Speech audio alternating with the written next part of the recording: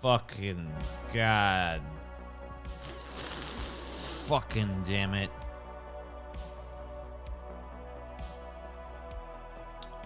Sicken me. You sicken me. Disgusting. It's fucking disgusting. You fucking bastards. You know what you did. You know what the fuck you did. Little worms. Good morning. Alright.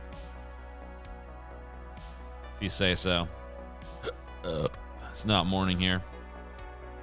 Nor is it good. But sure, good morning. Why not? Motherfucker. I don't want to burp. Money. Eric Weston. Duck you, TJ. Don't duck me, you son of a bitch. You son of a bitch. You son of a goddamn no account useless bitch. Thanks for the money.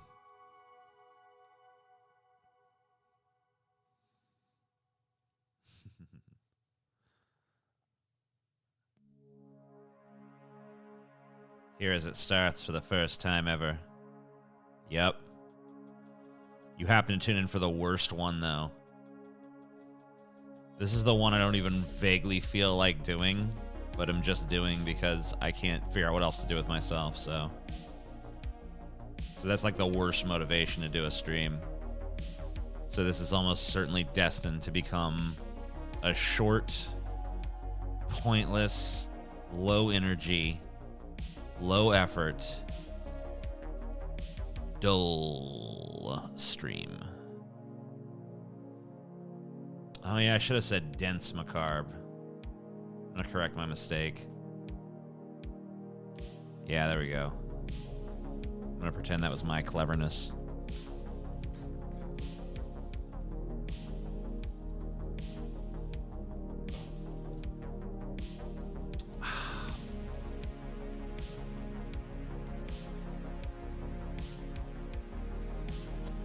A feverish sense of dread makes its way atop your spine. Terror unsustainable runs amok within your mind. Try as you might, you will fail. So don't even try and flee, for I've arrived, you won't survive, for I am Mendacious Sea. Damn. Now there's a fucking entrance right there. I think McCarb works better than McLard.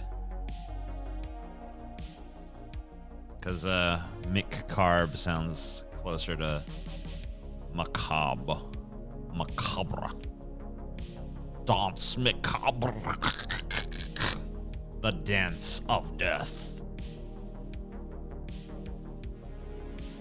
Also the name of the Stephen King book where he wrote about horror, which I'm reading now. Decided to try to read for like an hour, not every day, but 5 days a week, so that I can actually, you know, read some books and be like, yeah, I've read books. See? I'm a fucking well-rounded human being. I have read a book. I'm smart. I'm smart.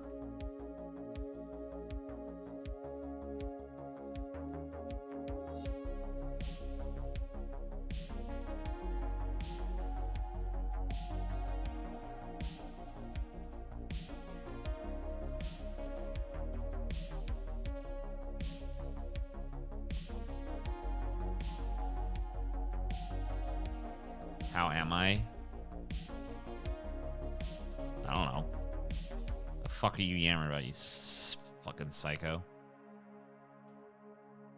Do some mukbangs. Yeah, alright. Give me some muck and I'll bang it.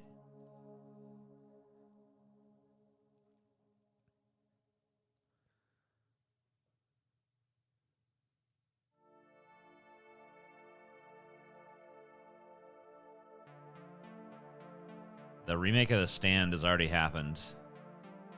It made so little of a splash that it went right on by you, unnoticed. Yeah, that already has happened. It was a 10-part miniseries that has already concluded, I believe.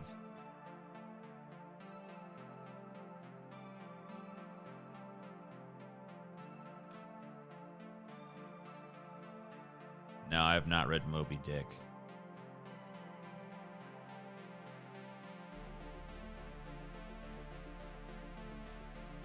Yeah, that's true.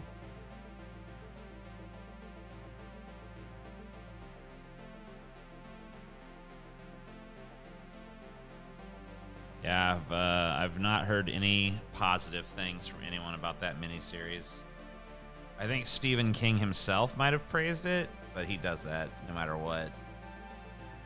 The only time that Stephen King has ever been on the record as saying he did not like an adaptation of his work, at least as far as I can ever remember, was when Stanley Kubrick adapted The Shining. So basically one of the few times his work has been adapted into something good.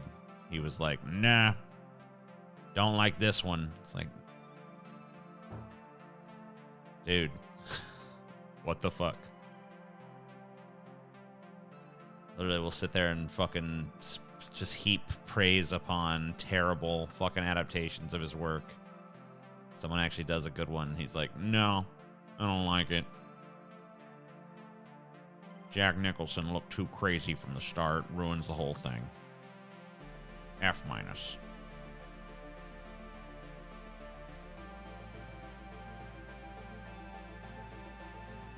Stephen King did more than praise the Shining miniseries. He fucking wrote it. He worked on it intimately. It was like supposed to be his true vision for how to adapt it into film. You know what I mean? Like, ugh. And boy, did it suck. I mean, like, why would you even do that? Stephen King has some issues, man. He likes the crappier ones. People always say the book was better. Yeah, maybe so. He doesn't like to be outshone. I'm going to slap you, TJ, says Aiden Kremen for $5. Thank you. I could use a good slap.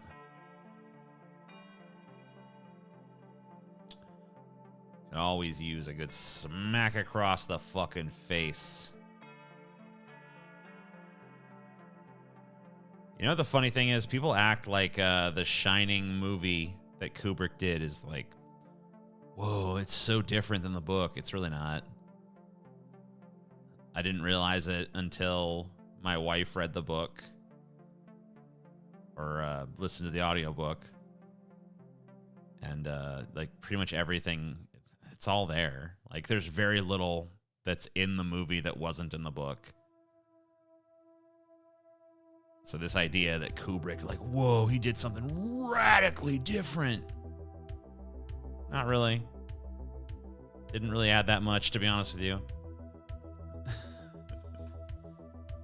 So it's even more, which perplexes me even more as to, like, why. The main thing that's different is the ending. It probably has the biggest departure at the end.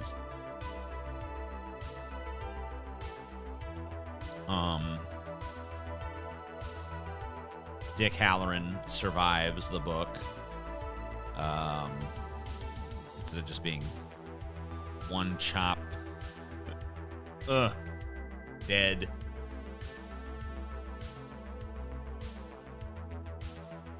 And there was no maze in the book either. Or if there was, it wasn't used in the finale.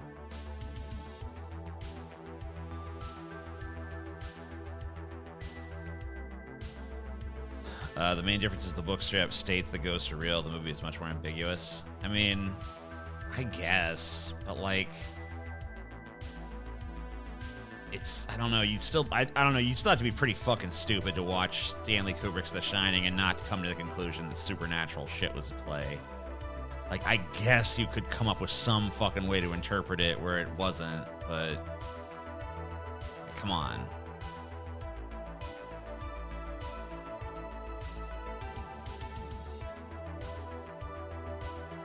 Dr. Sleep was a surprisingly decent movie. I agree. It's not The Shining. It'll never be The Shining. But it's got some cool shit. It tells its own unique story. It works.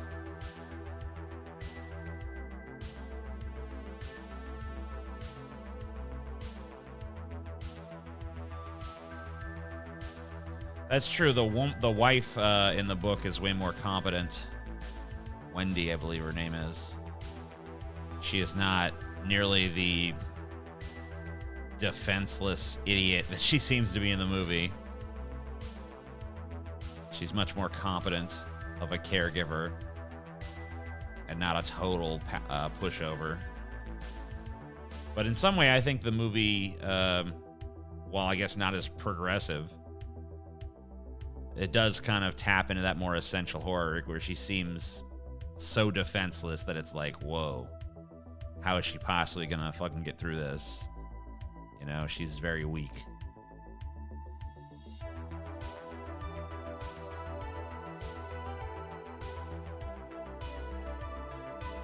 There's actually a lot of people who think the ghosts aren't real and they're all in Jack's minds. Yeah, I'm sure there are. There's always a lot of people who subscribe to any film theory. That doesn't mean it's not stupid.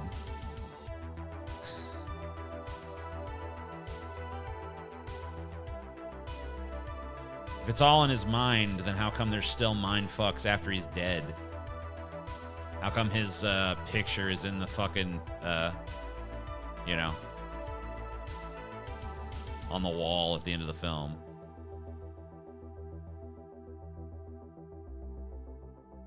Hey TJ, do you lurk leftypole.org? No. I don't even know what that is.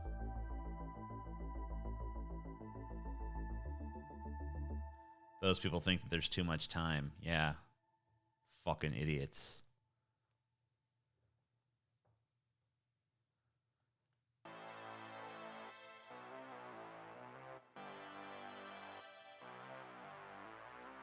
Let's see, hold on.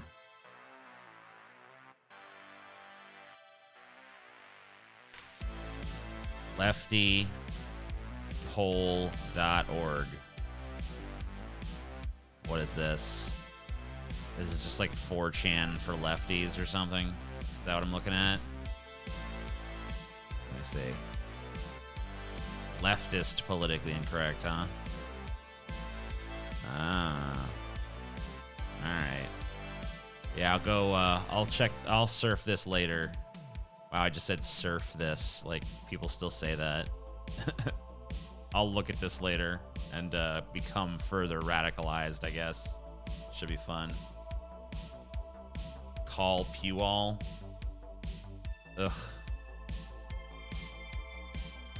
Another one of these fucking Paul situations, huh? Alright.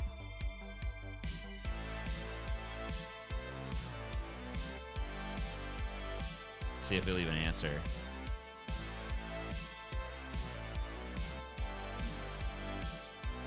What's wrong with you? I gotta turn my music down and everything. What the fuck do you want? Why are you bothering me? People keep telling me to call Pewall. What? Yeah, they're like, call Pewall, call Pewall. What? So I'm bothering Who would you. say such a fucking thing? Some kind of fucking dumb shits, I guess. What's up, TJ? What are you planning on doing tonight? Nothing. I have no plan. You gonna eat yogurt for the people again? No, I don't fucking have any yogurt left. I ate my last yogurt. Fuck me. Maybe I'll get a cheese stick or something. A cheese stick would be good, yeah. Yeah, still like one of those cheese stick, little slow peel, you know? Yeah. Oh yeah, yeah, yeah. You got to slow peel them. Eat it real slow. Yeah, I was String cheese. just reading fucking Dance Macabre by Stephen King again. Oh yeah. I read it when I was like 15 and forgotten pretty much everything in it. So I figured I'd read it again and see if maybe like 2 or 3 more things from it stick with me this time. I love the Sputnik story he tells. Yeah, 1957, Stratford, Connecticut. I know because I just read the story again. That will not be retained in a like probably tomorrow. That will be gone. But yeah, he was watching the attack of the flying saucers or some fucking what is it? Earth versus the flying saucers or some shit like that. Yeah. And they fucking Earth versus the Flying Saucers, 1956 fucking film, starring Hugh Marlowe as Dr. Russell. And the guy, the right as the big movie crescendo happens with the Ray Harryhausen special effects of the UFOs attacking Washington, D.C., just before that big climax, the house, the movie stops, the house lights go up, all the fucking rambunctious, 1950s kids go real quiet because they know something's up. The theater owner comes out and just announces, like, the Russians have launched a satellite. They call it Sputnik. Yep. And everyone's just like, whoa. And then someone in the back's like, you're a fucking liar. And the theater owner doesn't even react to it, which somehow confirmed to everyone that he was not. Right. And then he just leaves, and then the movie resumes, and the UFOs are attacking. And then there was like some line in the movie like, the true terror will come from the skies. Look to the skies. I've never seen the movie, so I don't know the line, but it was something like that. And everyone, obviously it took on a fucking deeply ominous portent in light of the news that the little 50s kids had just received, that that the American dream was maybe had a little rust on it. This idea that we were the biggest swinging dick on the earth was challenged in their little minds.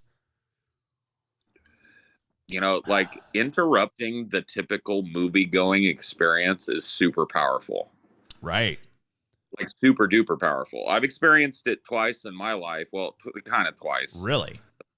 Yeah, the first time, not necessarily interrupting the movie midway, but interrupting the typical flow of the experience. Having somebody come out and speak to the whole assembled audience has a ton of fucking power and impact. Like for the Blair Witch Project, they had a theater employee, like a manager, come in and give us like if you start to feel sick, here's how you get out of the fucking building, and if this disturbs you, here's how you leave. Right. You know what I mean? Which of course just makes the whole cinema experience more exciting at that point, because it's like, wow, we're getting warned. That's we're in for something.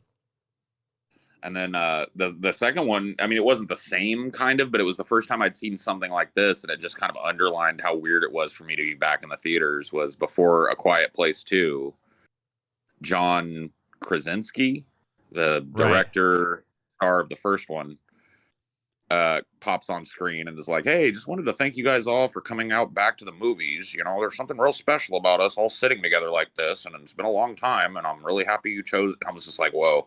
Well, I mean, I believe I don't know if it actually panned out, but Quiet Place 2 was supposed to be the movie that was really going to usher in people going back to the movies again, because it was like the first movie to actually have like high expectations in terms of like box office. Sure. I'd never had like, it was heartwarming and scary at the same time. The dude, John, whatever, Krasinski, he's got that baby face and shit.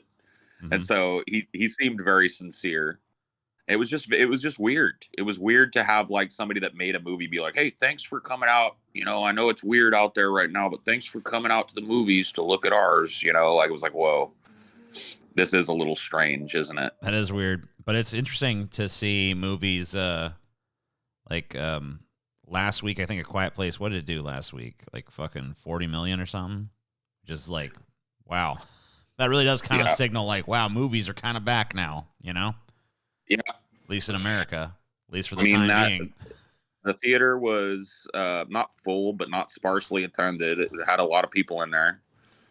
And there was a lot of people just at the movie theater in general to see other movies, I guess. So, right. You know, I mean, it was a signal to me. It was strange at first, but it's like you haven't been back yet, right? No, I've yet to go to a movie. Yeah. It was really strange at first, but I almost immediately forgot.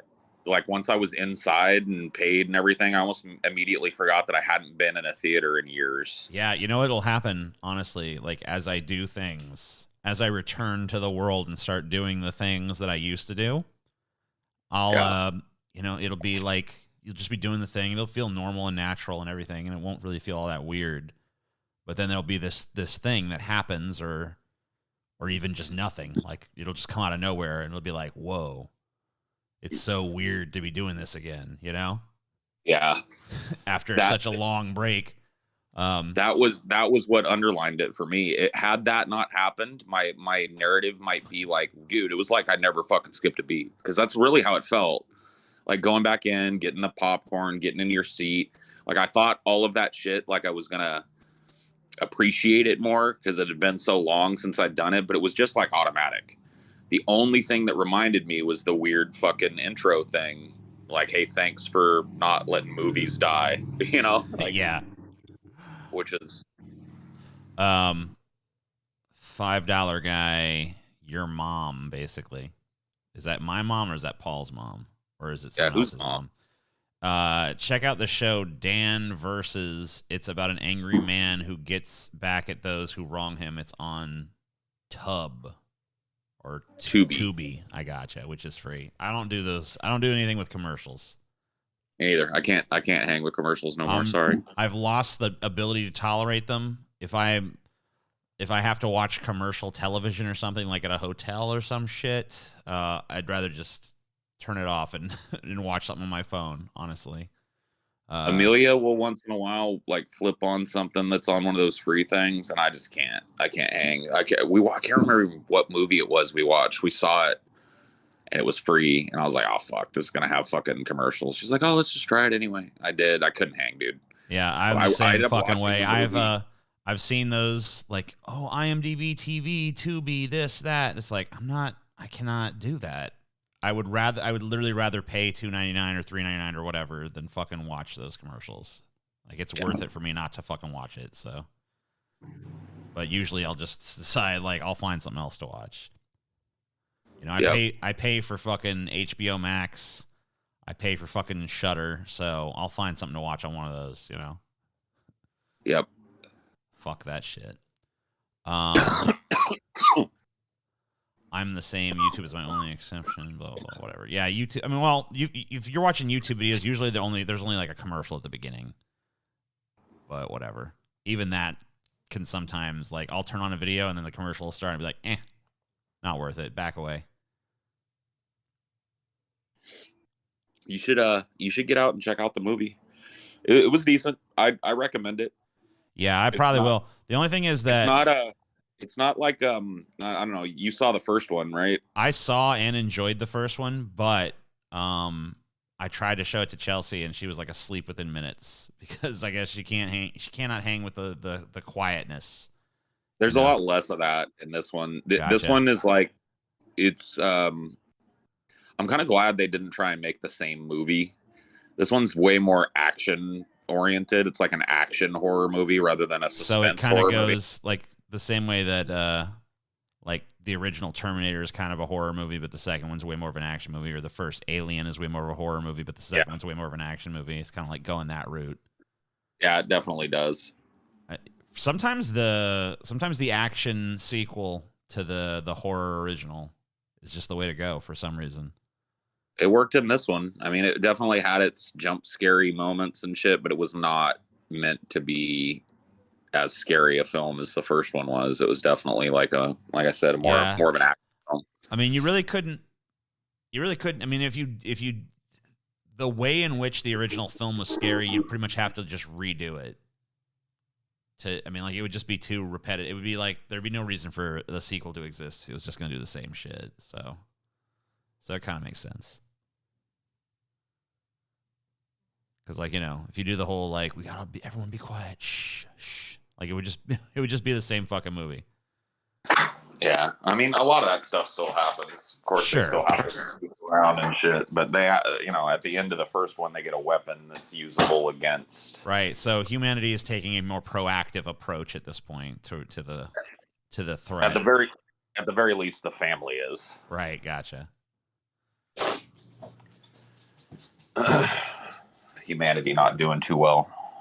Yeah. Well, I mean, most of the human race is like gone by the time that shit starts up, right? So yeah, this one really touches on like the post-apocalyptic, like humans are the real problem kind of thing, you know, and the people that are left in the world are largely just looking to kill other people, right? So you got that going. Seems kind of pointless, honestly, at that point. Like, you know, the world would be so sparsely populated, you'd figure resource struggles wouldn't really be much of an issue anymore. Well, they're not really trying to kill people as much as like kidnap them, I guess, and for genetic diversity or whatever the fuck. Oh, all right. They're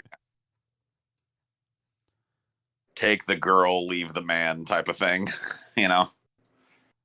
You know what I'd like to, I wonder if there's somewhere that like archives a bunch of these like old horror comics. Because one of the things I was reading Dance Macabre is Stephen King was talking about this EC Comics story in like a Tales from the Crypt issue, where there was like a fucking scumbag, evil as fuck baseball player that slides into another dude with like poison on his like cleats and shit. Yeah. And kills the guy. So then the team is like, oh no, they know what's happened. They fucking piece it together. And they're like, we should call the police. Like, no, we'll handle this our own way. And then they fucking lure this dude to some fake award ceremony shit and like basically just like eviscerate him and like strew his guts all over the field and like play baseball with his head and shit and like use his leg as a bat. I'm just like, man, this sounds fucking awesome. This sounds. Yeah, and I want to read that. And this is, of course, before the Comics Code Authority came along and fucking ruined comics for like 40 years until we stopped listening to that shit. Pieces of shit. I mean, it's just like you can go watch, like there's a period in films in like the 30s. I forget what it's called. But it was like before the censorship board started cracking down on movies. There was like all kinds of like crazy violence and sexuality and stuff in these 30s movies. And and then there was a crackdown. And, you know, they ended up fucking creating the stupid rating system, which was just at that time it was G, PG, and R, and then I guess triple X or X or whatever the fuck. And that stupid shit's still around to this day. I added PG-13, I think, in the 70s. Yeah, what is PG and PG-13?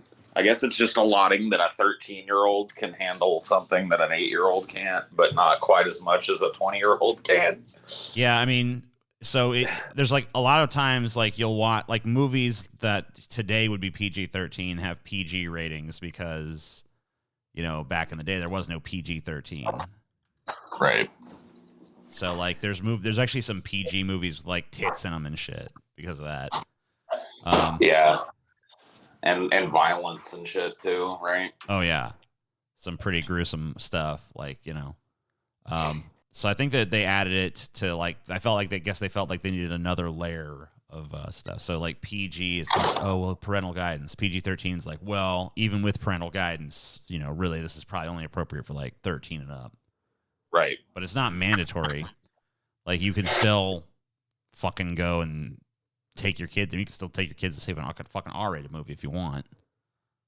So Yeah. it's all ultimately meaningless. The only one that even has any teeth to it would be like the NC-17, which is like you can't bring your kids to this, even with your guidance. It's too much, according to.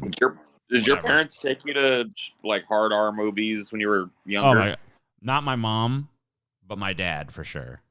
Yeah. Dude, let me see. What year did Seven come out? Seven came out in 95. So I was 10 and Scotty was like 8 and he took us to see Seven. So yeah, I mean, like he did not. That's a rough movie. And you know, Seven is actually, even my dad, who was pretty fucking chill about that kind of stuff, was like, I probably shouldn't have taken you kids to see this. He was like, yeah, that might have been a little much for you guys. But whatever, you know. Yeah. My parents wouldn't take me to shit like that, like in the theaters, but I got around it just because I had tapes of HBO. Right. I mean, I knew my mom had one of those stupid boxes on my TV, and I knew the password and shit. Like, I knew how to get through that. You know, the little parental guide. Oh, you can't. I knew how to get around that shit super easy. Like, I don't know how I figured it out. I don't remember that, but I did. Hold on, I got $5 from someone. Sean Johnson, TJ, glad to have you in the wonderful world of furry fandom. P.S. Gadget Hawk Wrench is hotter than Lola Bunny. No to all of that except for the money. Thanks for the $5. Fuck you on the rest of it. What an ocean of lost humanity. I know. It's a sad day. Yeah, but I did see Seven in theaters, I guess, which I was probably a little too young for that, I guess. I don't know. I was watching horror movies left and right at the time, so Seven was really not that much more intense than the shit that I was renting from the video store. It was more realistic. Sure, I'll give it that. Like, you know, it was definitely more cerebral and visceral and more like addressing the actual psychological ramifications of violence than, say, Friday the 13th or something. Right. But, you know, ultimately, it was no more like bloody or violent than any of those movies. Just more realistic in its treatment of like the repercussions of that sort of violence, I guess. Yeah. What's in the box? You know, the fucking test audiences almost killed that shit.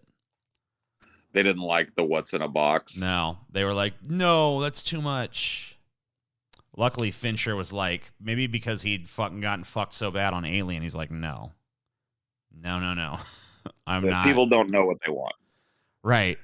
Because, like, that's the thing. I mean, like, this is the same. I mean, like, this is Frank Oz on, Little Shop of Horrors and shit, you know, where the test audiences were like, no, we should have a happy ending. And Frank Oz, I guess, was like, okay, fine.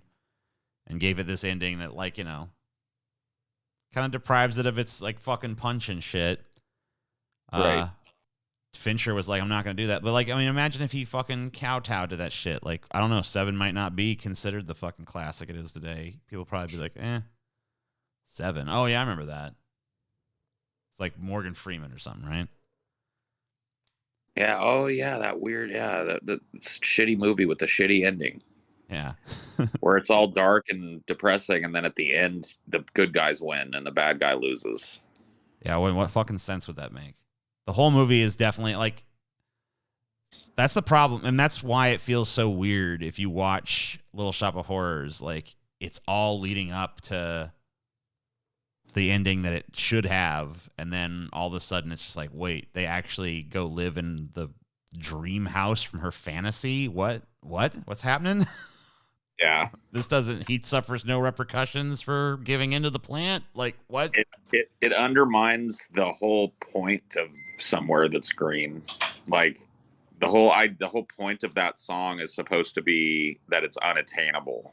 She's taken all of these tropes from 50s TV shows and shit, and she wants something that isn't available in the world anymore. And if she gets it at the end of the goddamn show, it undermines the whole fucking wistful sadness of that. You know what I mean? Yeah, I mean, it's really dumb. It so misses the fucking point too. Like, did they zombify everybody for the end of your play? yeah. I mean, they didn't give them the fucking. I mean, they fucking basically brought them out like they were covered in like plant matter and shit. They were like, oh, okay. They like wrapped them in a bunch of like vines and shit. I guess to like be like, oh, well, they're like ensnared in the plant kind of thing. Got you. But it worked. Yeah. And ours in high school, we did like whole zombie makeup and shit. So like the whole cool. cast that got eaten went back and got bloody and yeah, that's pretty dope. Dude, I'll tell you a cool thing that they did that I'd watched a few versions on like YouTube and shit of like other productions, like some that were quite a bit larger than the production I saw with like better budgets and stuff, better plants, better actors, that kind of thing. And I still enjoyed the show I went and saw, but there was one detail that they did in the show I saw that was a big, huge reaction from the crowd that I've never seen in the other fucking things. So, obviously, like you can't have this epic battle between Seymour and Audrey too on the fucking stage because there's just logistically a nightmare. So basically they have to come up with some dumb contrivance where he gets in the plant and like tries to kill it from within with a machete. Yeah. The plant eats him, spits the machete right the fuck back out, and just kind of like, all right, totally silent after that. The fucking version that we did, the version we saw, the plant after it eats him and spits the machete out is like, dumbass. And it just fucking, it killed. I mean, it was such a great fucking line. I'm sure the actor probably just ad-libbed it in a rehearsal or something, and they just put it in there. Probably, yeah. But it was a fucking killer line that should, I don't know. Other versions might want to consider adding the dumbass line because it worked. Slays. I do an amazing Audrey impression. Audrey or Audrey 2? That's the real question.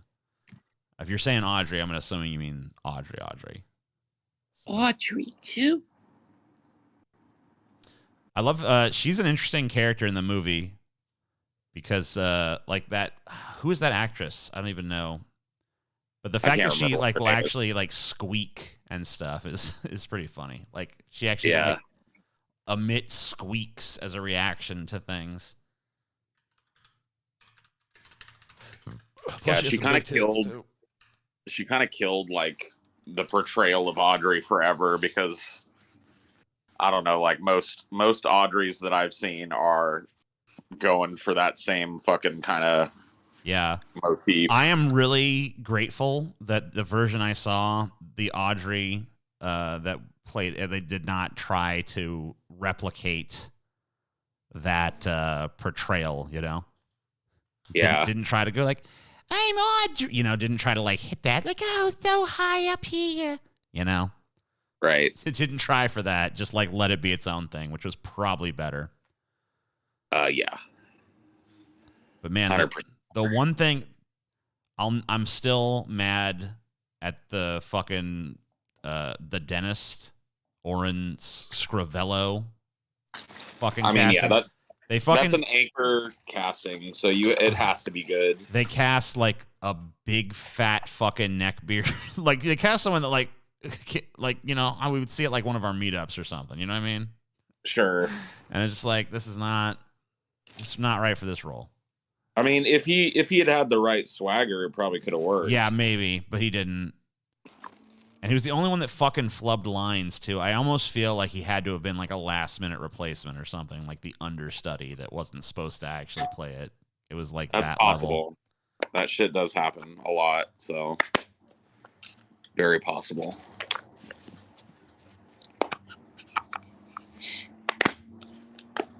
Yeah, I miss doing stage stuff. It's a lot of fun. It looked fun. Just so time-consuming and shit, dude. Oh, I bet. Wouldn't really have time to do it and keep doing what we're doing. Too many shows. Too much fucking shit. Maybe one of these days, it would be really fucking fun to put on a show. Yeah. Like what if there are so many shows that we could do that are like 3-man, 4-man, 2 dudes and a woman, Like we could get like me, you, if Scotty wanted to do it. Scotty seems like he wouldn't be as up to it. Yeah. But there are 2-man shows. There are scenes like you and I could just like work a scene. We could do a Shakespeare scene or some shit. Yeah. It'd be dope, man. Bring art to the people. Yeah, we could do like a little play at the next meetup or some shit, you know? Yeah. No, I'd be down. I mean, it's a lot of fucking fun, dude. It's so much fun. Like for me, what I miss the most is going from that like conceptual point where it's like nobody really knows how the show is going to look, sound, feel, and then seeing it take shape. You know what I mean? Amen. Let me mute this while this train goes by.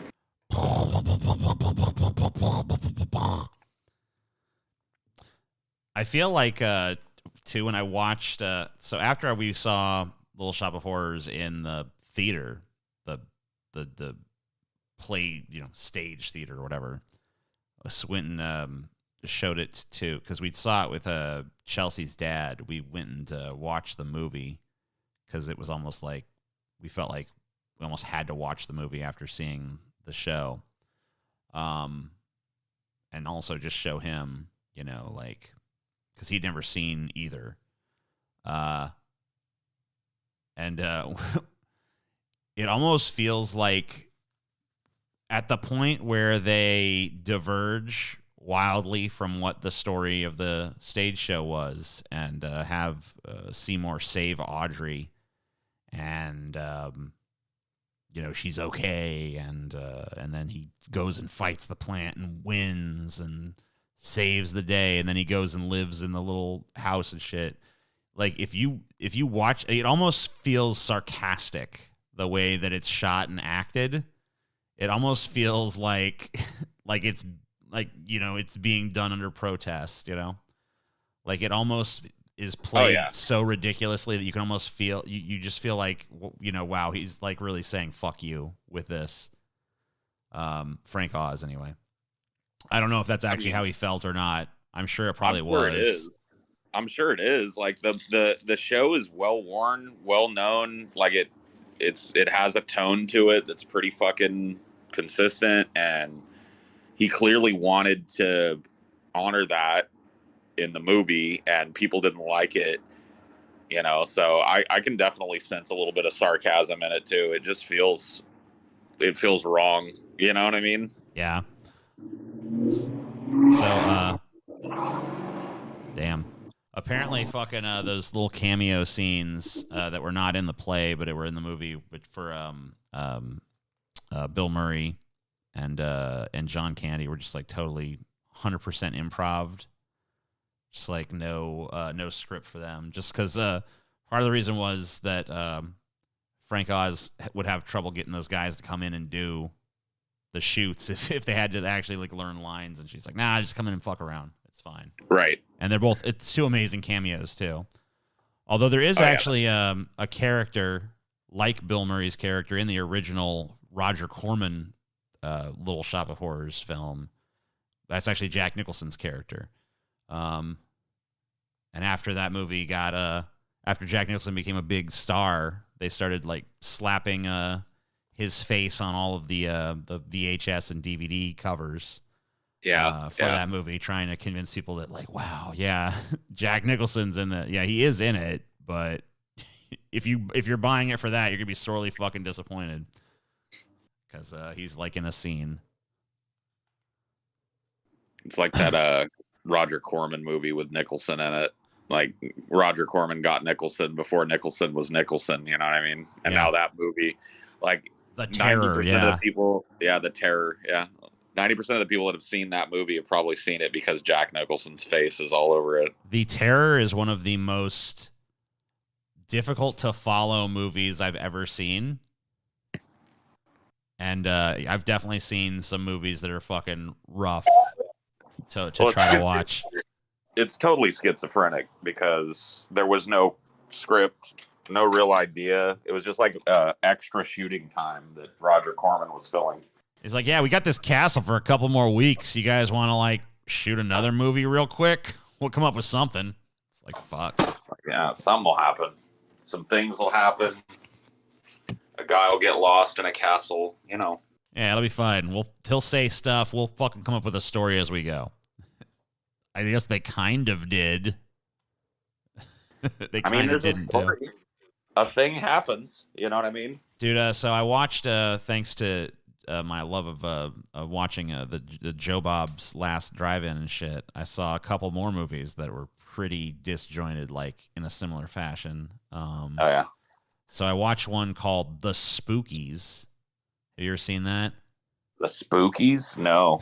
So it was basically these guys, some crazy British dude fucking paid 2 horror directors to do a movie. It's supposed to be called, I actually don't remember what the working title was. It was like Psychodrome or some bullshit.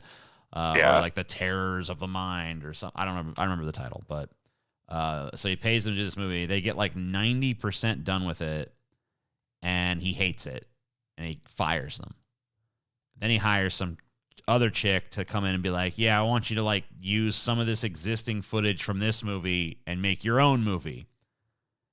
And so she keeps about 45% of the movie that those guys shot and adds a bunch of extra footage to it. And the results, it's not, there's not a plot. There's no. Not great. Yeah. And like, basically, all of the characters that were in the original film there's no resolution to their story arc. They just, at some point in the movie, just vanish from the film and never are seen again. Like, they don't die. Some of them do die. You see some of them die, but like, there's like 3 or 4 left, and then they just are gone. They're gone from the film, and you'll never to be seen again. Thank you guys for all the people who are donating and shit, but, you know, I'm just trying to talk to Paul right now, so you guys, thank you, but we'll get to you in a minute. But yeah, that one's a mess. But then, you know, I saw a few days later, in the 90s, there was, I guess it was earlier in the 90s, but there was like a little revolution because there was like video stores and shit. There was a revolution of dudes that would make super low budget movies on camcorders and actually get them into video stores. And horror was obviously a popular genre to do that with because horror fans, for some reason, are way more forgiving of like low budget shit than fans of other genres. Right.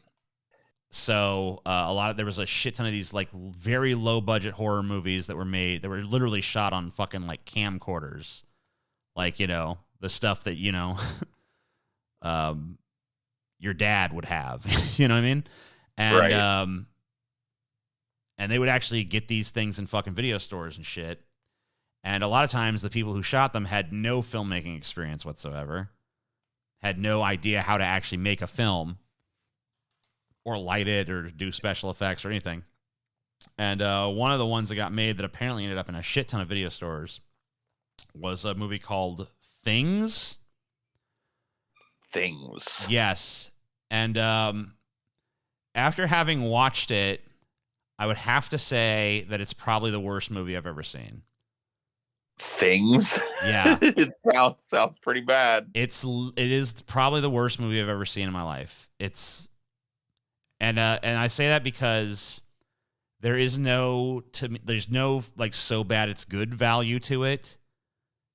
It's just pure pain, and there's not I cannot think of a single nice thing I could possibly say about it. Everything about it, from like story, acting, sound design, soundtrack, like everything across the board is just awful. And it's just like, it doesn't make any sense. The dialogue doesn't make any sense. Most of like the characters, like their dialogue is like dubbed. I mean, I'd rather watch Manos the Hand of Fate again. Oh God. It's like, well, that says it all. I don't know. It was like beyond wretched. I don't even fucking, I think I feel like I owe an apology to every movie I've ever insulted after having seen it. So the monsters are literally like these fucking like Halloween store looking fucking ants that someone like put some fucking teeth on. They don't move. They just stand wherever. you know, and Right. it just there's nothing to it. I don't know.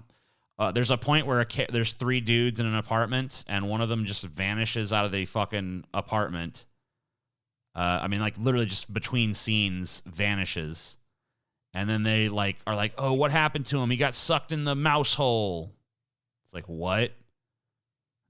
He's in. There's no special. I mean, he's just gone, and it was just like you find out later he just wasn't. He's like the dude who was playing the character just didn't show up to shoot that day, basically. So they wrote him out of the movie, and then they write him back in later. But when I say write him back in, that implies that like there's some sort of like reintroduction. No, he just comes back out of fucking nowhere after it's been established, I guess, that he's dead. Well, no, he's back now. What the fuck? The soundtrack of the movie is like this like pseudo trippy fucking screeching wailing shit. Like it's like the soundtrack of the movie sounds like it was designed to annoy the fuck out of you, and like it literally gets on your nerves within minutes, and it never shuts up for the entire runtime of the fucking movie. Yeah. So it's unconscionable. Like it's so bad. Like I would never even show it to someone to show them how bad it is. But I will tell you about it. I'll tell you that it's bad. But that's it. Yeah. It would not be something I'd be like, I'm putting this on so you can see. Because if I did that, I would have to see again. So, oh God. So I'm never doing it. But just so you know, if you're ever curious, like I want to see the worst movie ever made, just go watch Things. Because it's my new champ. I'll put it up against anyone's idea of the worst movie ever made. I'll try it, dude. You've piqued my interest. Well, I should, you're going to fucking hate me for that then, because it's no good. There goes TJ shitting on Things again. It's scary for what it is. Go to fucking hell, dude. You don't know what the fuck you're talking about. What? There's nothing good about it. There's no redeeming value to it whatsoever. Okay, whatever. But yeah, that's probably the worst shit I've ever fucking seen.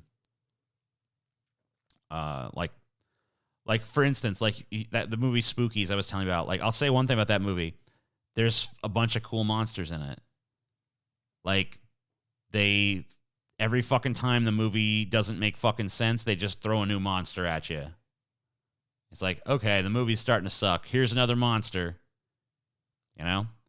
Right. So there's all these cool monsters in the movie. They're not top tier fucking shit, but they're pretty fucking good for a movie as low budget as it is. Because I guess they had some guy that went on to become like a much bigger special effects guy that did some of his earliest work in that movie.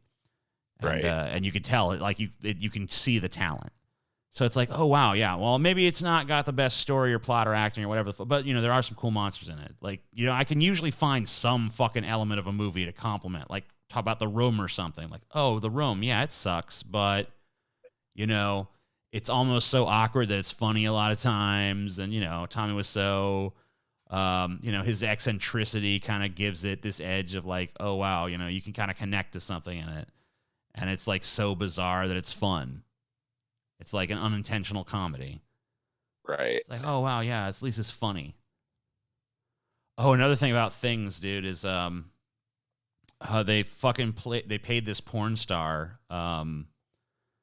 Amber Lynn, to pretend she's like a news anchor, and she appears every once in a while and reads some like news stories, some like fake news stories that are happening, I guess, in the world of Things.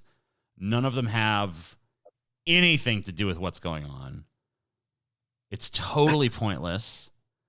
It has no bearing on the plot whatsoever. She just shows up, says some words, and vanishes. Even though she's a porn star, you never see her tits or anything. So, I love it. It sounds amazing. Yeah, I don't know. It's almost, I guess, is worth a watch just so you can like experience it for yourself and be like, oh wow, that was hideous. The guy that made Things is quite legendary for his shit movies. That doesn't surprise me one fucking bit. Is that Paul on the other line? Yeah. No. Of course it is. No, it isn't. I'm Matt Jarbo is here. Oh, yeah? Yeah. He just popped in and says, well, it's got to be better than my movie, lol. I didn't even know Matt Jarbo made a movie. He did? I guess. Holy fuck. What's your movie called, Matt?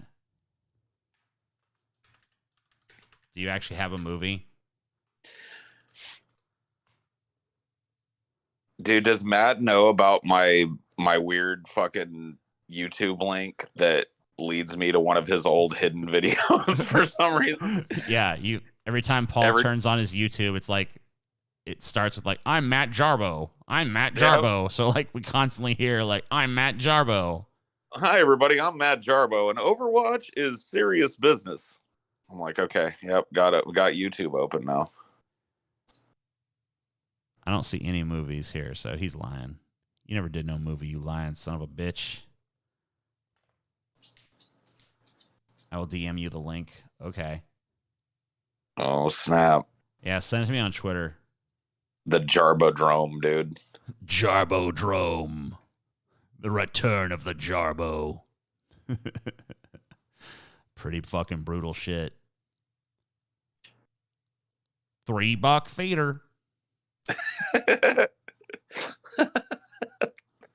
Indeed. This movie was directed by the Jarbs. Man, Matt Jarbo. That's dude, man. I don't want to pile on Matt Jarbo, but he's had an interesting internet career. Can we just say that? Yeah. Can we say that and just leave it there? I guess so.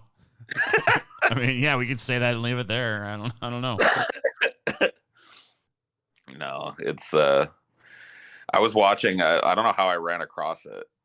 I was watching some other shit and it recommended Matt Jarbo's that stream where he was like he got caught doing the whatnots and the what have yous, doing the flaggies. Yeah. Oh my goodness gracious. Good times, great oldies, you know what I mean? Yeah. Oh, this is the whole fucking movie. This is the Jarbo film. Hold on. Put the chat back up. Put myself back up. Paul, I guess you can't see this, huh? I can watch. Can I? I think I can. Can I still? I can share the screen to you. Hold on. Yeah. Okay. Yeah. This is. There's no tits in this, right, Matt Jarbo? What am I talking about? Matt Jarbo. Can you actually imagine Matt Jarbo telling a chick to take her shirt off for a fucking movie? Never mind. There's no tits in this. Okay. Jarbo verse. Yeah. Okay. So, footage retrieved from an abandoned backpack near the San Diego Mexican United States border in 2010. Oh, snap. This is a found footage That's all joint? I guess so. Nobody loves a pimp. Everyone loves a pimp. What are you talking about? Nobody loves a pimp. Snoop Dogg's a pimp. Everyone loves Snoop Dogg. That's different. Okay. Snoop Dogg's also a G. The hell? Well, let's start. Do you have a machete? Yeah, let me just whip that shit right out of my back pocket, motherfucker. You know, because I'm. There's no tits in this. I'm gonna go with zero tits. Zero titties. I'm always fucking Jungle Jim up in this. I don't know, man. Like, you'd like to be like you're freaking like Ranger Roy up in this piece. Who the fuck is Ranger Roy? Bad reference. No, I want to know this. Who is Ranger Roy? That is a bad reference. It's cool. I don't know. But you seem to be kind of guarded. So the movie like the first 15 minutes of the movie is literally just like one dude following this dude around the desert.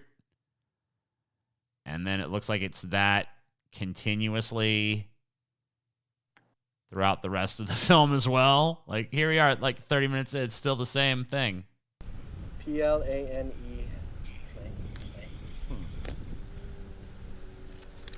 What is going on here?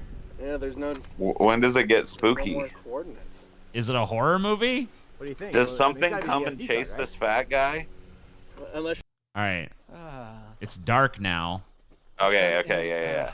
Unnerving sound of silence in the woods. Doesn't sound like there's much silence in this movie. Wow. The unnerving sound of silence in the woods. If you have to say that, Yeah. You know what I mean? Did the guy just read the stage direction?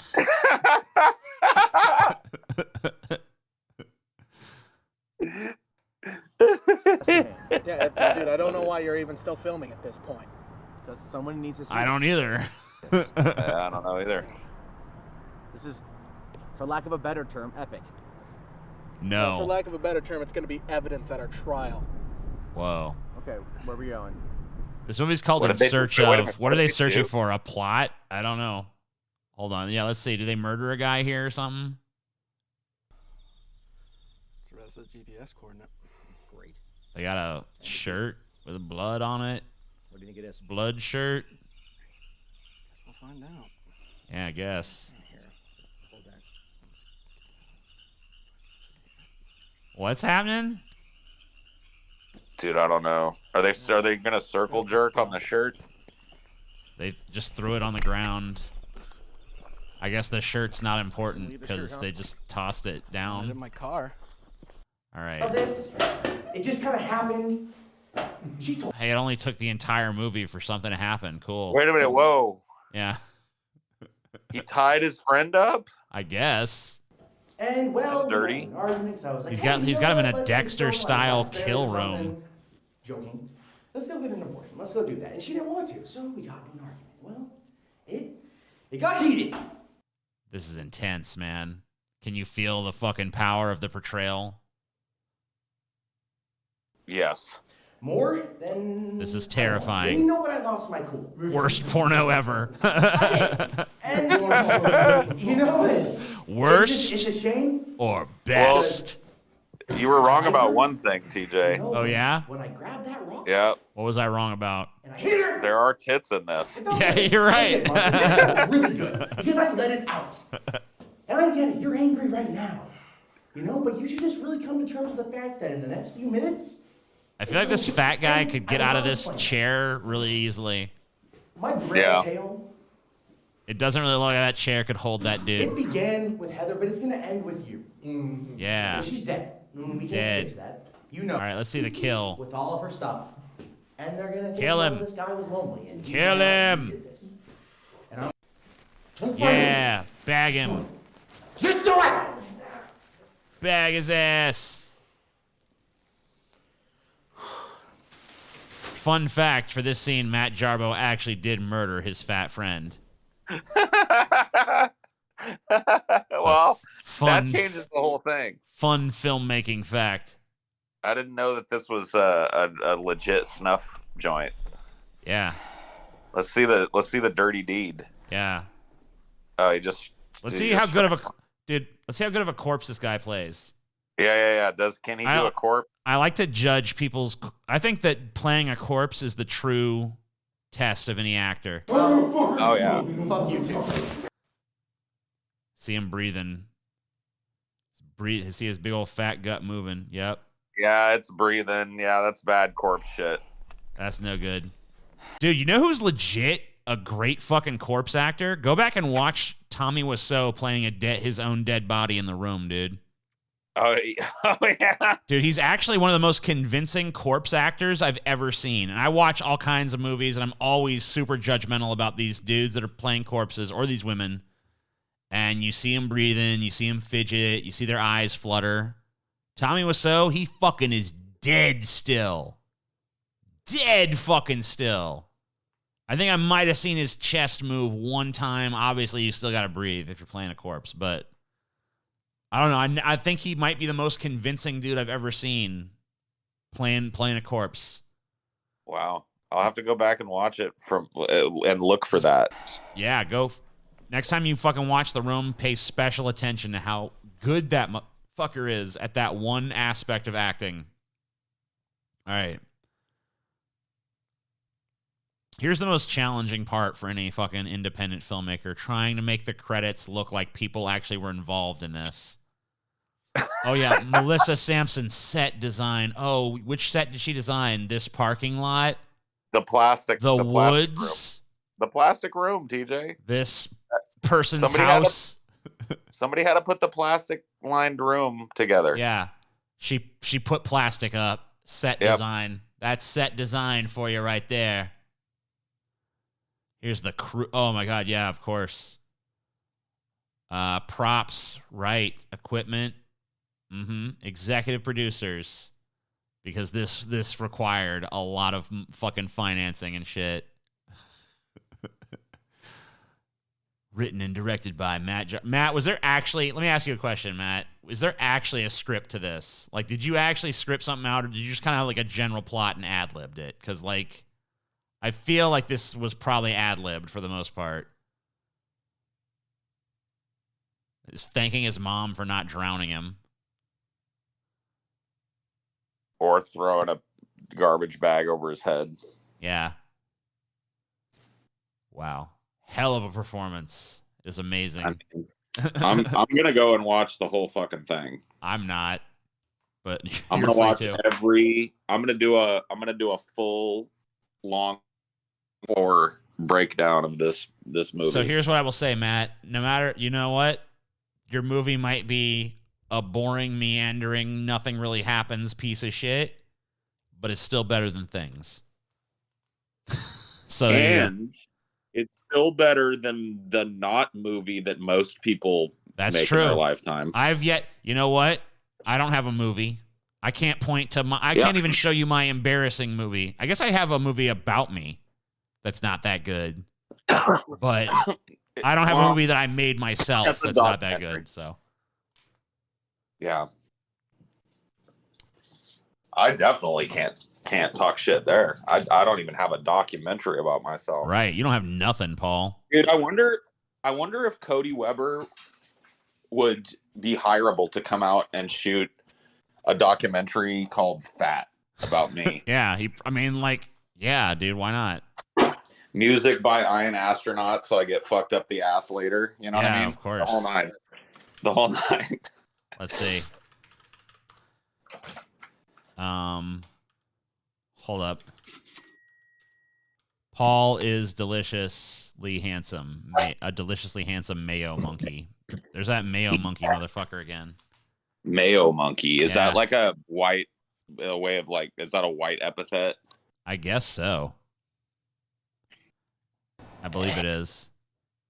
Mayo monkey. Yeah, Cody seems like his life is falling apart, so you could probably get him to come shoot a documentary about you. Do I want to, though, is the question. I mean, you could... At least I would have a documentary about me at that point. Right. Amen. I mean, yeah, obviously. Hey, you know what? It doesn't really matter, Just fucking... I've got like 6 movies that are worse than Matt's, says Jareth Gawain. Hey, that's fine. Rock on, dude. Dude, we need to have like a fan film festival or some shit, dude. Everyone's all of our fans that have made terrible movies at one point or another, we'll air them for you. Yep. We won't watch them, but we'll air them.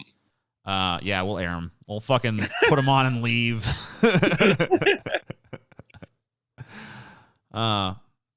TJ would make it at least passable villain in a movie. Thank you. I can see it, I guess. I don't know. Oh, your debate guy is here, Paul. Who is? Your Origin of Language is here. Oh, debate guy? Yeah. All right, we'll bring him in. Bring him in the call. I'll debate him right now. Oh, yeah? Yeah. Origin of Language, you got your fucking wish, bro. Send me your deets. Yep.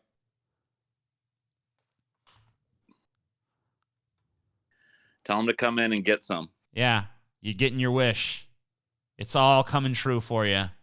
You were a pimple on my ass for long enough, and now it's time to pop the boil. You ready? Come on. Where's the deets? Twitter DM me your fucking shit. I'll be right back. I'm going to take a piss and get ready for the fucking the spectacle. Where's your deets, yo? Give me your deets. I need your Discord shit. Send it to me on Twitter, you fucking bitch. Let's go. Big Mouth about to get it. Big Mouth about to get some. This dude, I don't even know what he's going to bring to the table. This dude at Origin of Language has been fucking backflipping himself. He's been like a little organ grinder monkey on my shoulder trying to get me to debate him. He like sends like when we were doing the Jamie Darkey debate, he sent TJ like money and he was like, Paul is a coward. He will not debate me. And I had never even seen the dude. It's like like fuck off. But he's continued. He's continued agitating. What do you want me to send? Are you fucking stupid? You have to DM TJ your Discord deets so that we can have a fucking debate, stupid. You're not ready to do this? You've been literally barking up the ape tree for fucking 6 weeks and you're not ready to go? By the way, if your Discord deets aren't in TJ's fucking DMs by the time he comes back from the shitter, I retract my fucking debate.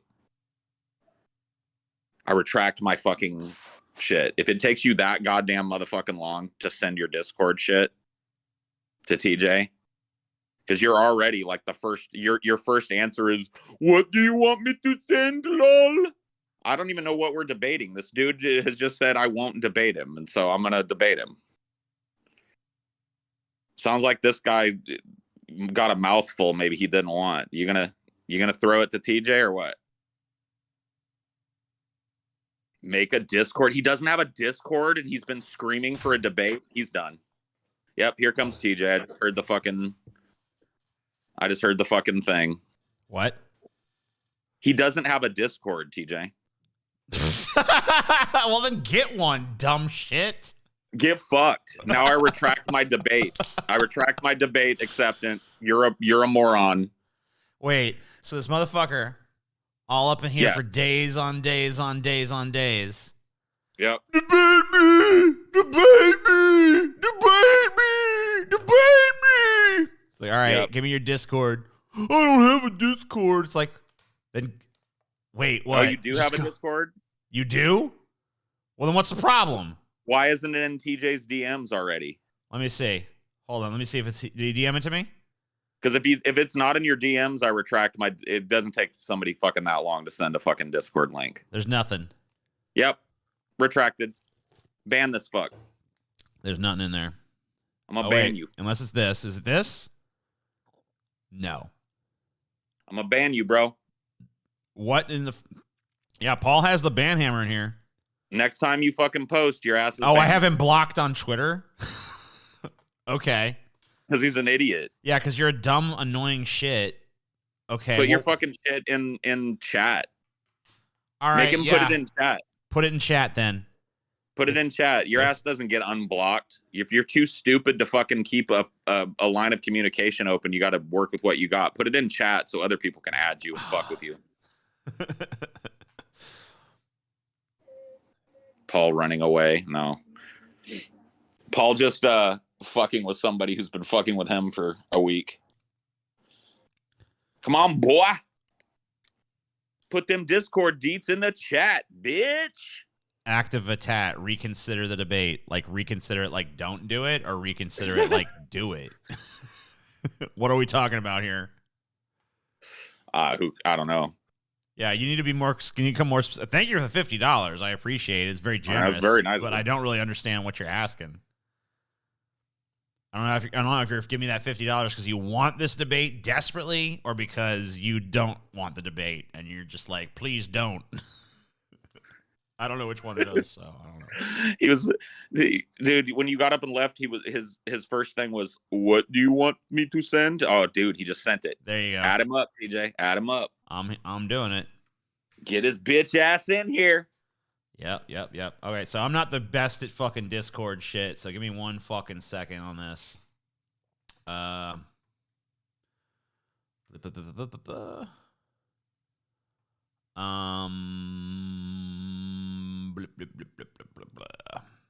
You probably have to add him first, I would guess, as a Yeah. contact. I'm gonna have to do that.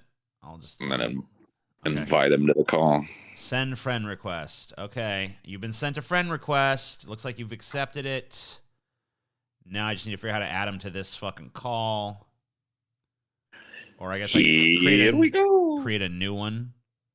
I'll create a new DM for this. So I need you and this dork. Okay. All right, Paul, I'm going to hang up on you here and call you guys jointly over there. Okay.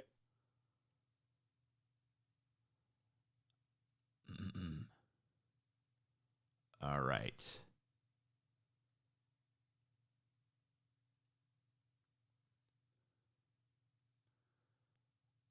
Okay, let's see here. I'm here. Okay, 1 second.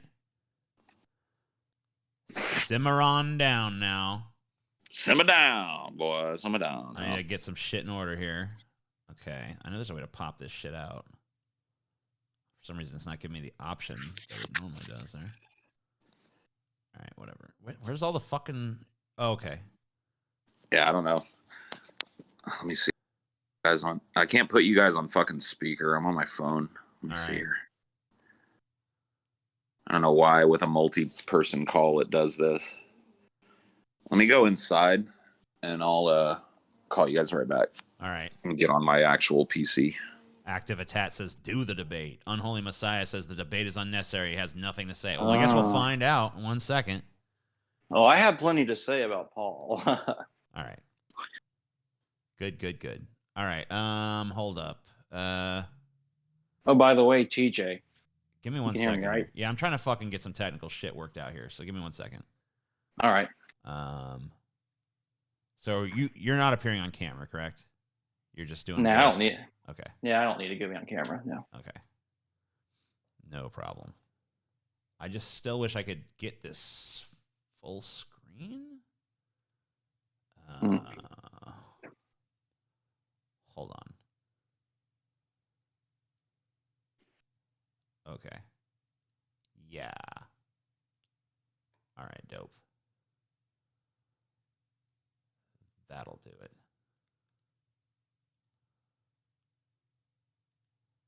Okay. You there still? Yeah. Okay. Of course. Good. So what was it you want to say? Before we get into this. Uh-huh.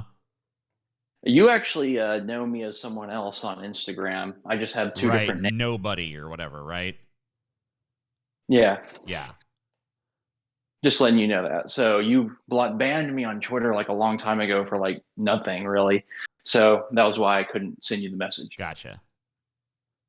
That's fine. Okie dokie. Oh, well, yeah. Here I am. Here we go. Here I am. Yeah. Yeah. Cool. Here, I'll put myself where this box is. Bloop.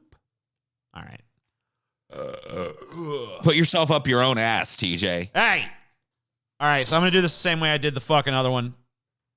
I'm going to fucking give you guys some time to fucking lay out. I mean, obviously, Origin, you're going to go first because I have no idea what your fucking contention even is. All right. Neither do I. So, you don't, Paul? Okay. I don't. No, I'm not. I've actually, that's weird because I actually have Let messaged you. Let me explain the fucking shit. What's going on here? So, sure. Origin, you got 5 minutes uninterrupted. If Paul starts interrupting, I'll just mute Paul or whatever, and then Paul has 5 minutes uninterrupted to say what he needs to say. And then if if more needs to be said beyond that point, then it's just a free for all. And the only time I will get involved is if I need to clarify a point or if it's just becoming too much cross chatter. So, origin of what's your name again? Origin of language. Hold on, let me go ahead and add that there's this debate going on. Sudden debate. All right, there we go. Okay, so original language, you have issues with Paul.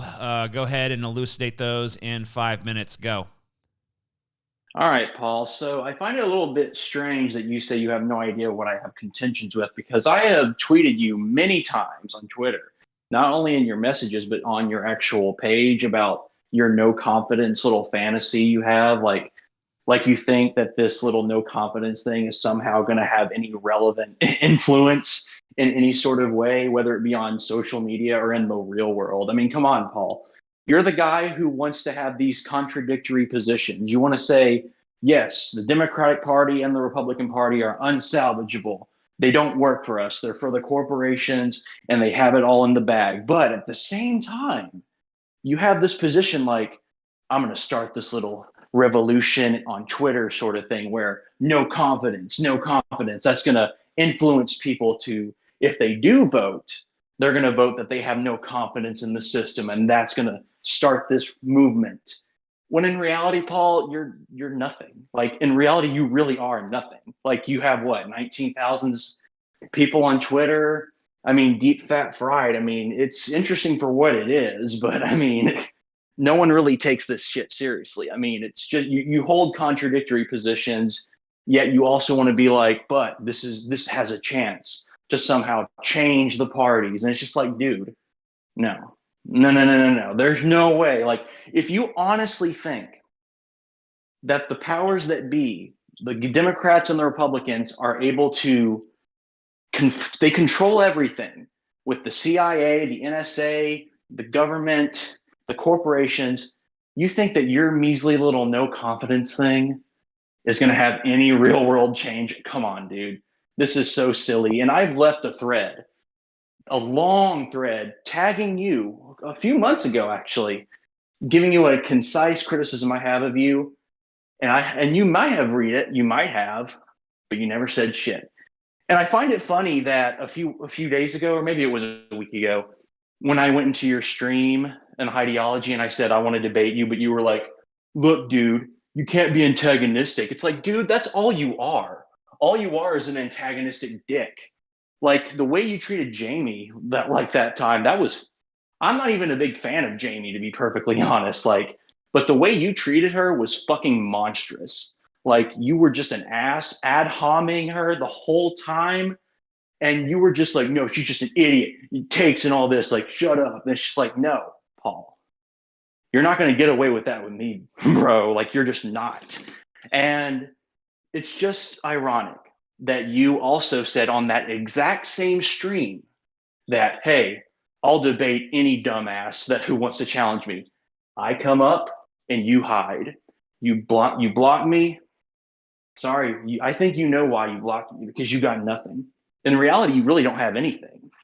But you could easily attack Jamie because, well, she believes, like TJ, sadly, in this, oh, the Democrats are bad, but we can try to push them to something good. No, I don't buy into that. So you're not going to peg me in anything. So that's my contention. So you yield the balance of your time, I'm assuming? Yeah, that was pretty much a good starting point. So go ahead and mute up for me then. It's time for Paul's 5 minutes if he needs it. Paul, just let me know when you're ready. I'm ready. Go ahead. You can start the timer. I took a few notes. Number one, I have no reach. If I have no reach, you don't exist.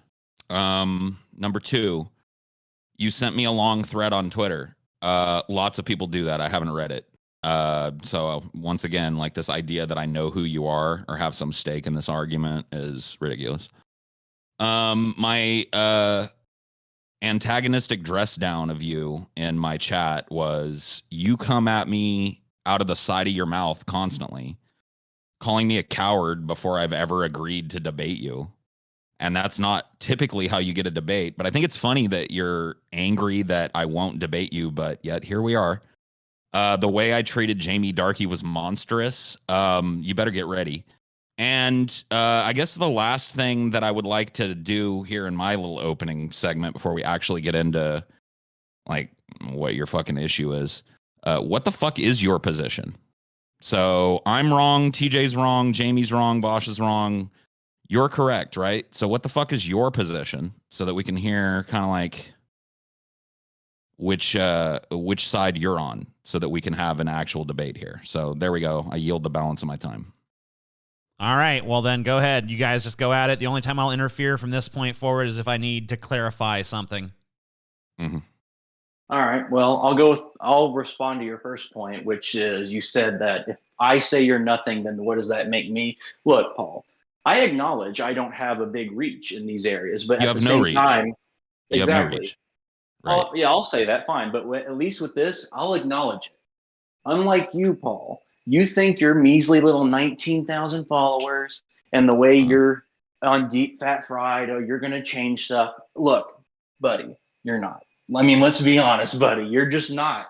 I mean, what do you do in your life? I mean, you smoke pot, you live off in Nevada or wherever it is. You don't. I live in California. I do smoke a lot You're of pot. back in California? Yeah, Okay. yeah. I'm back in California. Yeah. All right, well, cool. Well, in any case, I mean, what do you do outside of this? I mean, you just sit on your ass, smoke a lot, eat. You make really bad videos like deep fat fried. Look, I used to be a big fan of deep fat fried, but I don't know. I guess I grew out of the whole like, let's just talk about like irrelevant So you don't like my Wikipedia. show? So is that what your contention with me is? You don't like my show? No, I don't like it. But I'm responding to the first point right now. Still. What is the first point is that you say I have no reach, and yet you're literally beneath notice. Yeah, that's fine. Okay, so you concede the first point. Well, did you not? No, Paul, did you not listen? Like, no, I was listening. You conceded the first point. It's like you're thinking like because I'm conceding I have no influence, therefore that's a win for you. Like, look, I didn't bring it up. You brought it up. You brought up the influence argument.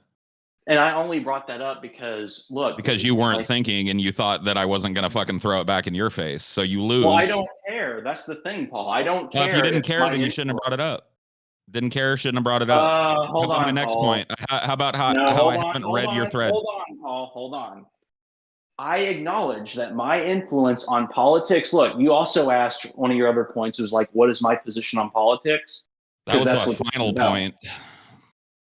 What was the second one again? Let's go to my second point was that you have you claim to think I know who the fuck you are and what your argument is because you've sent me a long thread on Twitter. I get 20 of those a day, so I don't know who you are.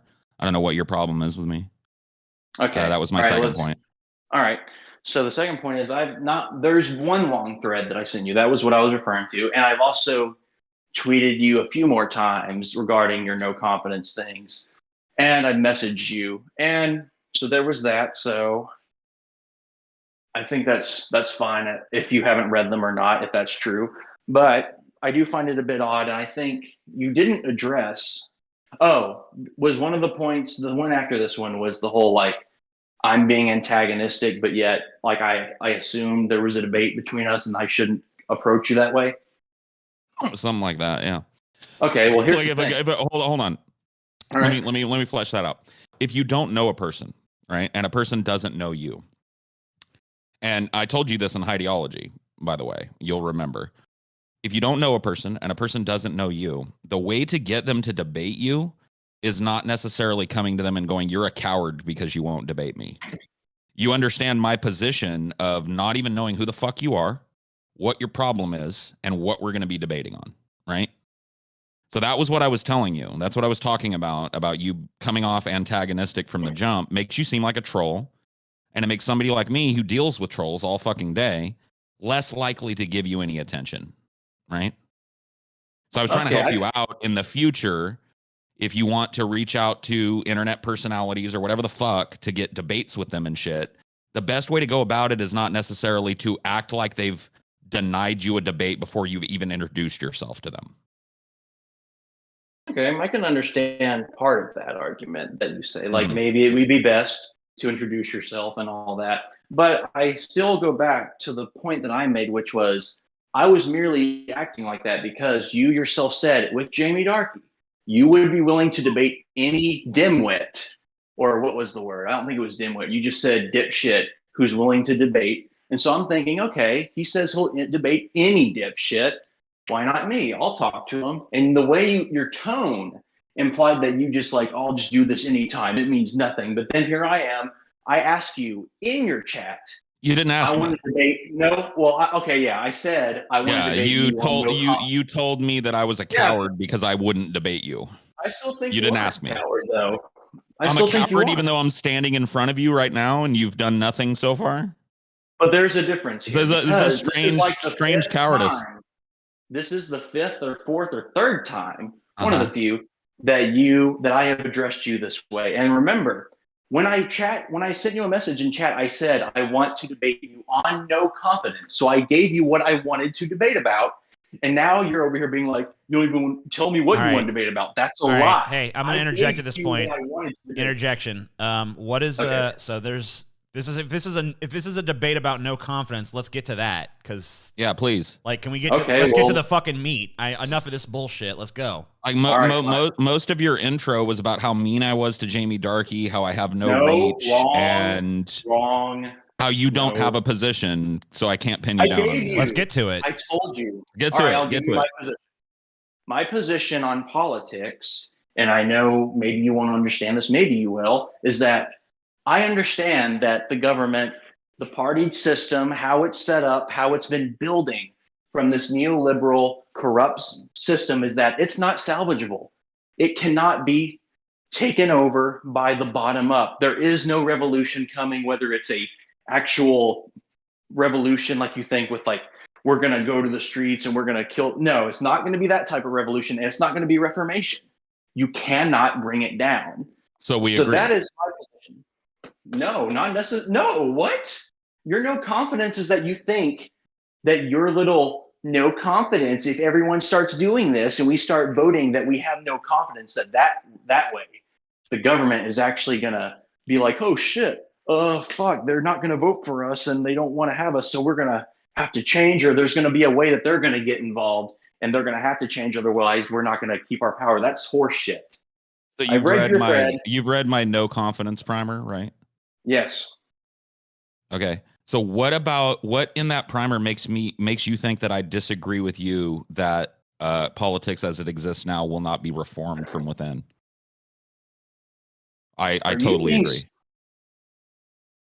Wait the DNC will not be reformed. They are incapable of addressing the economic, ecological, and migration crises that only grow worse cycle upon cycle. Okay. Even worse than having no ability to be reformed, the DNC and its candidates have no intention of addressing the devastation happening here and around the world. As a point of fact, their job is to legitimize such things, not address them. Real, tangible leftist political momentum is funneled into the meat grinder of cyclical lesser of two evils voting for the imperialist, crony capitalist war profiteers that oppress the very same vulnerable people the DNC pays lip service to. Blah, blah, blah, blah, blah. So what about this, or do you disagree with so far? Did you not listen to a single word I just said, Paul? I did. No, I did. You said that you believe. Hold on. Don't know me. You asked me a question. Did I listen? Yes, I did. You said, I actually took notes. You said that you do not believe that the political class can be reformed from within. There's no revolution coming. There's no reformation coming. True. I said that. So I did listen to you, right? Yes, but you're forgetting. So what's your tact now? Are you being dense on purpose? Like, are you pulling a Bosch right now? You dipshit? I think are you being dense on purpose? You haven't made a single point. I did make a point, dipshit. You're just not listening. What's the point? Okay, so go ahead and I'm not listening, even though I told you exactly what you just said. I'm not listening, though. Go ahead, say it again. You're pulling a Bosch. I love say it again. Dude. I'm pulling a Bosch. What's pulling a Bosch, bitch? What Bosch does. Does Bosch call people like you punk ass, shit stirring punk bitches? I'm trying to answer you. So you're be getting quiet for a punked out. second. You're cucking live in front of a whole audience of people, bro. You're doing it again, dude. I don't know if you know you're getting piddly pooed on, dude. I pull down my pants and I take a shit on you. If you guys have silence, so I can actually get to this point that he's. Don't appeal to the moderator, punk bitch. Oh, shut up, Paul. You won't even let me speak, bitch. Shut up for a second and let me say it. Listen, what I was saying is the whole point of your no confidence hashtag, you have said this on DFF with TJ, that what you think you can do is that if you ever do vote, you will vote, hey, vote no confidence. That means it's going to possibly influence people to actually think, oh, fuck, we can't actually vote for the parties anymore. So we're going to have to this is essentially a way of saying you're abstaining from voting in an actual productive way that goes to the Democratic or the Republican Party. And if they notice that people aren't voting, then somehow they're either going to decide, oh, fuck, they're not voting for us. So I guess we're just going to have to change it unless they're going to get votes or something, or people who believe in that thing are actually going to get in office. Because other than that, Paul, what the fuck changes it? If that's not your plan, how the fuck? Okay, then explain it. So you don't understand no confidence. No confidence is not about hoping. No confidence is not about hoping that the DNC will notice people aren't voting for them. No confidence Explain it is about denying the DNC victories so that we can create an organization that actually speaks for workers. How does that happen? Explain it. Well, okay, first of all, the DNC dies. How? We deny it votes. They can no longer get a Democrat elected. People do not give money to them. People don't donate to them. They die on the vine. They lose their political support. And how will you build that, Paul? I'm not building that. I'm talking about denying the DNC our votes when they hand us Republican light every goddamn cycle. That's what I'm talking about. Yeah, but how do you do that? Explain it to us. How do I not vote? Okay, Yeah, so I registered to vote. Okay, I registered to vote. Voting day comes along, whether it's local or whatever. Let's just say it's a national election. I go in. Sure. I look at my options. I vote on local initiatives. I inform myself before obviously walking into the voting booth. I vote on local initiatives, local politicians if they're not DNC or RNC affiliated. And then I look at my options for the top ballot. And if I don't have an option but a Republican or a Democrat, I write no confidence on my ballot there. And I drop my ballot in the fucking mail and I go on about my day. Exactly. That's what I was saying. Now, what happens, Paul, if more people, and this becomes an actual movement, start doing what you just said? What would happen? What would happen? Okay, so let's say it caught on beyond my audience and people started doing it. Yes. It would become impossible in some states and on some national levels for the DNC to put forward a candidate that would actually win. So the RNC would functionally dominate politics for a couple of cycles while the DNC died on the vine.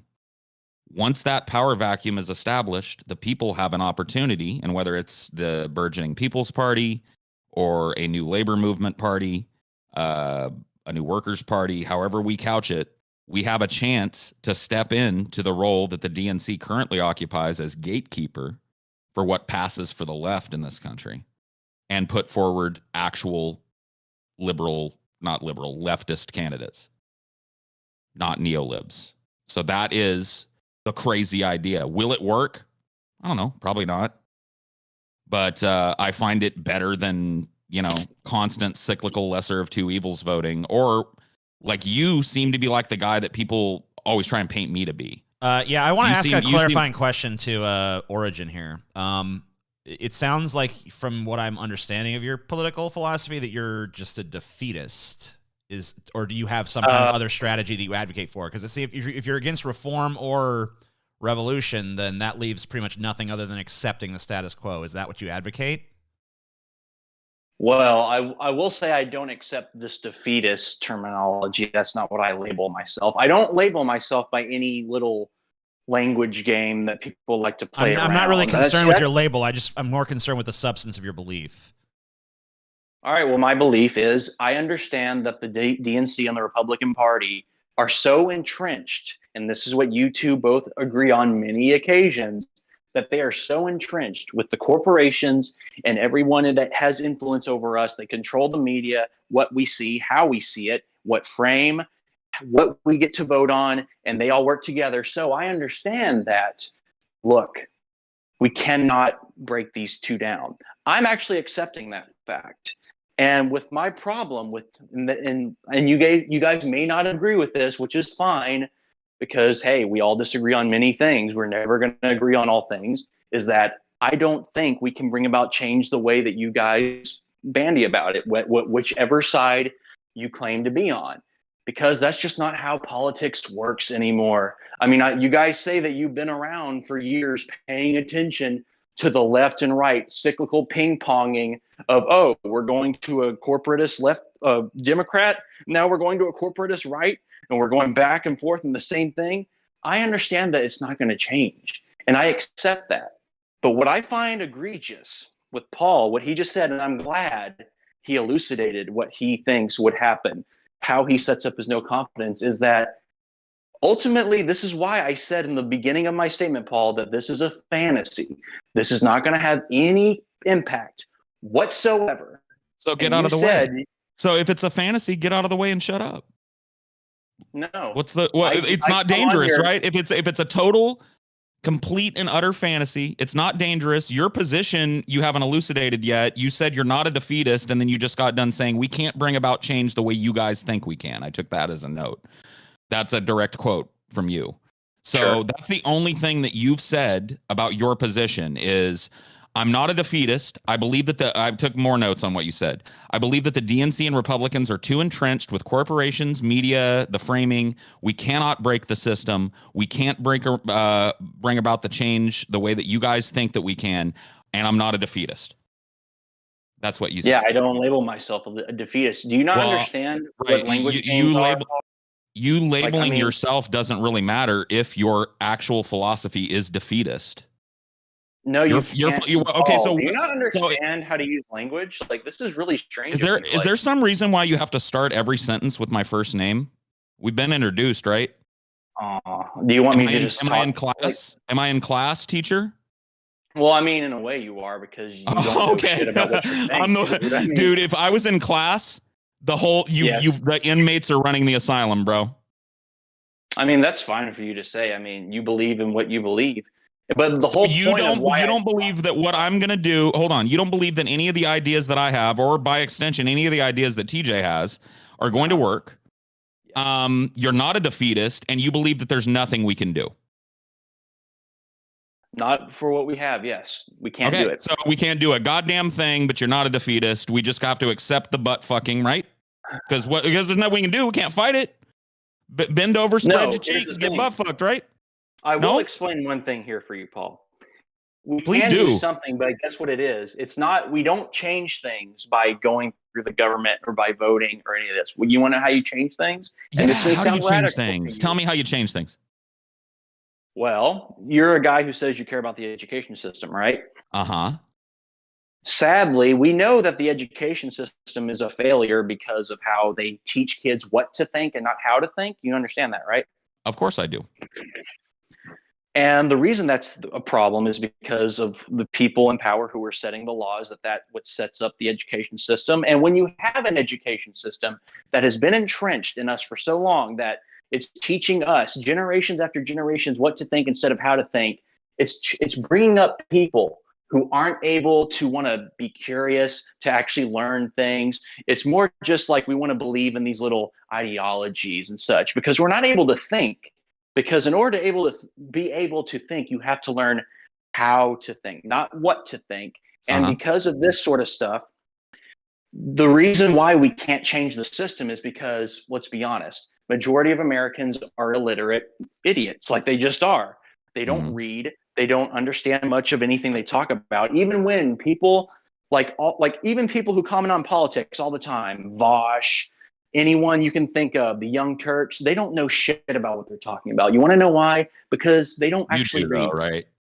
I actually do read, yes. Yeah. You read and you know exactly what you're talking about. None of these other guys do. None of these other fools has an idea, right? But you do. You know exactly what you're talking about. You realize you just elucidated a problem. I asked you, so here, hold on. I asked you, how do we fix things? If you're not a defeatist, then how do we fix things? And you went on a 3.5-minute ramble about how the educational system is broken. Well, I was about to, and then and capped it off with everybody. And then hold on, bro. And then capped it off with nobody that talks about politics knows a goddamn thing. So I'll ask you again, how do you fix things? If you're not a defeatist, how do we fix it? I'm getting to the final point. You're coming to it now. Okay, you're arriving at the point. Got it. Shush for a second. Let me say it. What I was saying is when we get to the point where we're not learning how to think, the best way we can change things is this. And I know you're probably going to laugh at this, or you may think it's stupid, but I don't care. The thing we do is we have to do the best with what we can within the system with each other. With the citizens we have to work with each other and not trust on the government as much as possible. So you mean like investing your time into local mutual aid orgs instead of like politics and stuff? Well, it could be that, but it could just be like how you intervene. So what do I do? With yourselves. What else do we do? We participate in every way that's traditional. Vote on initiatives, be informed on local issues. Otherwise, take a stand. No money for DNC candidates. No support. Take your donation, give it to a local nonprofit or regional mutual aid org, and announce your intent to do so. So it sounds like we agree again. Not necessarily. No, not no, necessarily, because I have to triple down. Paul, chill for a second. Triple down, bro. Triple down. Triple down for us. Distinguish this. Triple down. I'm not talking. Paul, shut up for a second. What I am saying is, bitch. I'll knock the taste out your mouth. Shut up, bitch. I'll knock the taste out your bitch ass mouth. Tell me to shut up again, bitch. I'll knock the taste out your mouth, ho. Paul, you're not gonna get over with me on this. Look, let me finish what I need to say. Popcorn pimping motherfucker. I'll knock the spit out your motherfucking mouth. You just tell me to shut up again. I'll backhand you, ho. Are you good? Ho. Are you good? I'm just gonna fuck with you from here on out because you've literally not made a single point, bro. Dude, I'm just gonna fuck with you now. I pimp slap you, bitch. I pull down my pants and I fart in your motherfucking face, bitch. Paul, this is fucking why this isn't gonna work. This is why. Yeah, no, I know. This is exactly why it's not gonna work. This is why your fucking fantasy and all of you guys just don't get it. Because when I'm trying to have an actual conversation with you, what do? You do the thing. I'm not having a conversation. I've been, dude. My notes on the shit that you've actually said. My notes on the shit that you've actually said here today. My notes on the shit that you've actually said here today read like an insane person's manifesto, dude. Now you're gonna fucking talk over me constantly. Go ahead. Make a point. Make a point. Make a point, bitch. Make a point or shut up, bitch. Then you shut up, bitch. I will make a point, bitch. Make a point, bitch. Make a point, bitch. Shut the fuck up, Paul. Seriously. You got a point? You got a point? TJ, is this guy for real? What the fuck? Shut the hell up. I would look at the chat. They're asking, is this guy for real, but not about me? I don't give a shit what your chat says. Oh, you don't? Because listen, and shut up for a second, okay? Let me say this. The reason why, and if they are saying that, I'm not reading it, just further proves my fucking point, and that the education system has failed us, and they are not learning shit from you. You want to know why? So wait, is your contention that if people were better educated, you would be coming across better right now? No, hold on. Okay, that seemed to be the implication. TJ, let me just get to the point, okay? What I am trying to say, if I don't believe in the government and that we can't fix these things by actual voting or not voting or his little nonsense, no confidence, the best we can do, and this is going to sound depressing to all you little weirdos. I understand you believe in a fantasy. You believe in utopia, that it's attainable, but listen, it's not coming. It never will come. So the best you can do is help each other and how you deal in your day lives, period. That is the best you can do. And if you don't like that, then guess what? You're just going to have to suck it up and continue to live. All right, buddy. Yeah, all right. Fair enough. Nice talking to you. Oh, are you done? That's surprising. What am I supposed to say to that? You don't disagree with me. So nice talking to you. Oh my fucking God. Thanks for coming by. For real? You're not. Thanks for for coming Paul. by. TJ, is this guy for real? Thanks for coming seriously. by. Paul, Thanks for dropping by. Shit. I love the fact that you have nothing to add to this because I'm not what you think I have nothing was. to add to it because you've said nothing. You said no, you're wrong. Hold on. Let me recap your shit. No. You're not gonna gish gallop me. You're not gonna gish gallop me. I just fucking quietly listened to you elucidate shit fucking for like 20 minutes. You're gonna hear me out now, bitch. Or TJ's gonna mute your fucking punk little bitch ass. So you have to sit there with your little panties around your ankles. Oh, you can call for it, but I can't, huh?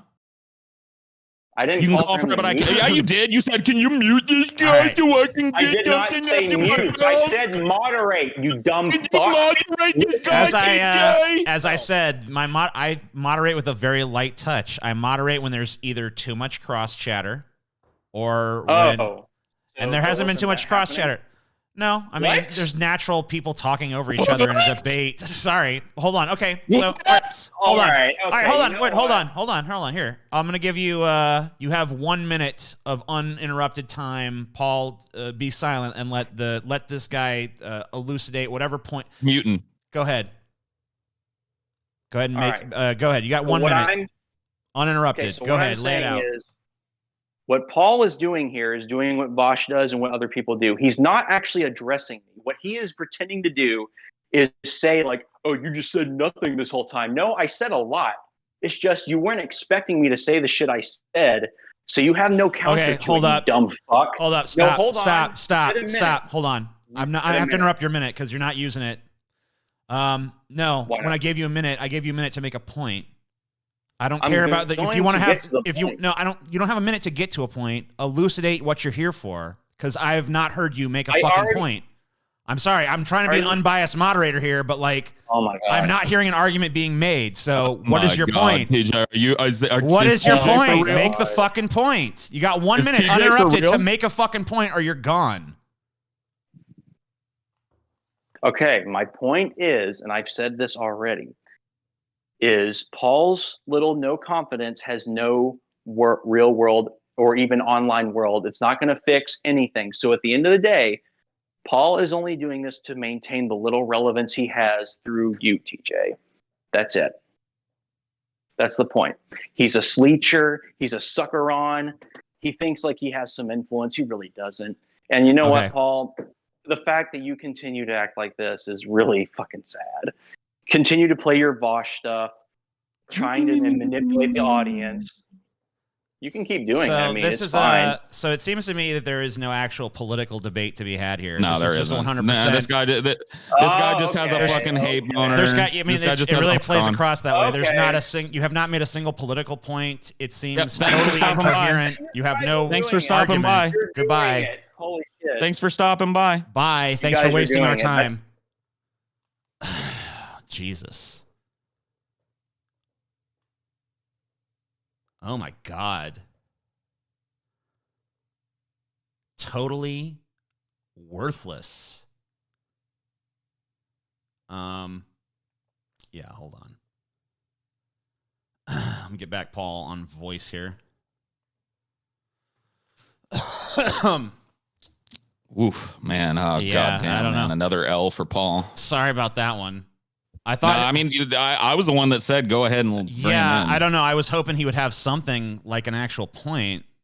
Same. I mean, I don't know. I I do love. I was hoping for an Graham actual Dowell. political debate, but when it came clear that he had no actual position on anything, it's just like I don't know what to do with this. It's just I do love Graham Dalf in the fucking chat. Well-known Jamie Darky simp acting like it was us that fucked that up and not this guy because it had, because that. TJ way not to take. I don't. Well, whatever. That's beneath my notice. I don't care about that.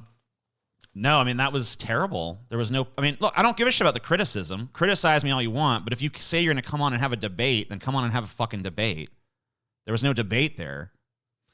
Yeah, I mean, the position. I asked him was multiple basically times, like, make a point. I don't like Paul's position because it's not going to do anything, but nothing's going to do anything because it's all pointless. It's like, well, what do you actually advocate for then? And we never got a clear answer on that. Are you a defeatist? And No, I don't like that. Every attempt to actually get that point clarified just resulted in more like people are dumb, everyone's stupid but me.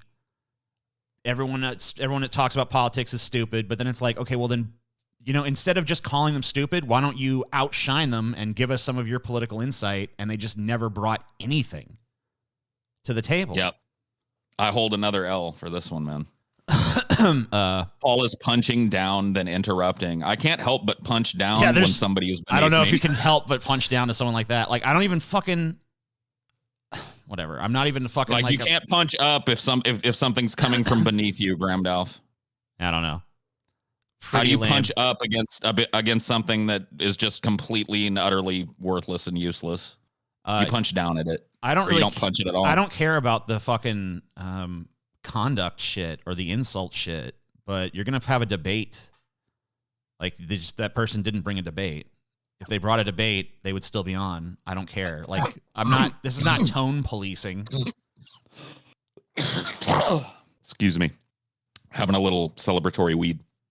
Paul was super childish though. He was just spewing base insults towards the end. Yep. Yeah. I mean, well, that's once I realized. Wait a minute. No, wait. Hold on. Fuck that. Because Paul actually put forth fucking argumentation though too. Like Paul laid out like, here's my plan, here's my agenda. All I asked for was the same thing from his opponent, and I couldn't get it. Right. So I don't care. It's fine. Like both of them fucking tossed insults at each other and fucking called each other names. I don't give a shit. That's fine. That's part and parcel of this shit. But if you're going to do that, you're going to come with an argument. The issue here is not anyone's conduct in terms of meanness. I could give a fuck less about that. The only thing I care about is that Paul brought forth a fucking position to be argued, and the other guy did not. And that's why he's gone. He supports the status quo. Well, no, because he said he didn't want to. He said he wanted to change things. He implied the closest he ever got to a position was implying vaguely that the education system needed to be fixed. How we're going to fix that when nothing else can be changed, I don't know. Right, but that would have been Paul's to argue. You gave him a full fucking minute to elucidate his point, and a full 5 minutes. When I gave him a full minute to elucidate his point, all he wanted to do is just talk more shit on Paul, which once again, he wanted to shit sling. That's fine once you've made your arguments or in the course of making your arguments, but you can't just do that because then it's not really a debate. It's just like shit slinging. Shout out to all the hot single moms for $100. Thank you. Origin of Butthurt just came to talk about how much he doesn't like Paul for having the following he does. Obviously, it should be him with the following. That's the impression I got as well. Sean Johnson, TJ admitted you're in denial about being a furry. Also, Paul is right. The GOP was forced to adopt the Southern strategy because they were dying. There you go. You know what the sad thing is? What? From the jump, I knew that this was how this was going to go with this guy. Like I knew from the jump when he was bitching at me in the Jamie Darkey stream about dodging a debate that I never agreed to. I knew if this dude ever does step up, this is what it's going to be. It's going to be Paul wrong. He's not going to have a fucking clue about what his position is or any counter position. Yeah, not everyone is as thought out as people that do this for a living. Then they should probably shut up, huh, Gramdolph? They probably shouldn't like spend their whole day-night cycle trying to get that person's fucking attention, right? Yeah, I'm putting them in. Because you can step in too, Gramdolph, if you think I'm bad faith or whatever. We can do it too. I don't give a fuck. I actually timed them out for 300 seconds because they were fucking starting to annoy me. Well, dude, that's a Jamie Darkey fucking simp right there. Just fucking buzzes around the Jamie Darkey channel talking about what an ogre I am. Has nothing to say. Paul wrong, Paul wrong, Paul wrong, Paul bad faith. Just like not a single fucking argument gets elucidated. It's so fucking annoying. And when these people actually get the chance to step up, they do nothing. They have nothing. Activitat, thank you for the fun night. The booze is flowing. Thank you for your many donations during the course of that. Paul, on No Confidence, is there a wider plan for adoption beyond just Twitter and a hashtag? That's from Jimmy Zappa. Yeah, sure. I mean, I have to work within what my reach is, right? So I can't like wave a magic wand and make a movement happen. So yeah, I mean, I would love to see the No Confidence kind of idea bandied about the left in a wider way than it's being done now. Going on Vosh's show, it looks like Monday at like 11 p.m. PST. That may change. I told him that he could move me around if he needed to, but and that'll help. I plan on talking to Vosh about No Confidence, so that'll help, break it out of the Twitter sphere a little bit and get lefties talking about it at the very least. I love how he said Paul has no influence as he waits on the edge of his seat to debate him. Lol. Yeah, pretty funny. Yeah. I mean, I don't know, dude. That's from the non-binary neckbeard for $5. There are just people out there, and this origin of language, dude, is just one of them. There are people out there that think that they're way smarter than they are because they listen to people that disagree with me or whatever, and they think, oh, yeah, Paul dumb, I could do this, and typically they can't. Yeah, hashtag too much confidence. Yeah. Yeah. Oh, man. His position was I smart, Paul dumb. Yeah. Not just me. I don't mind that. I smart, yeah. TJ dumb, Paul dumb, Vosh dumb. Everybody talk about politics. Jamie dumb. Everyone dumb. Everyone dumb. Everyone dumb but me. Everyone needs to be educated.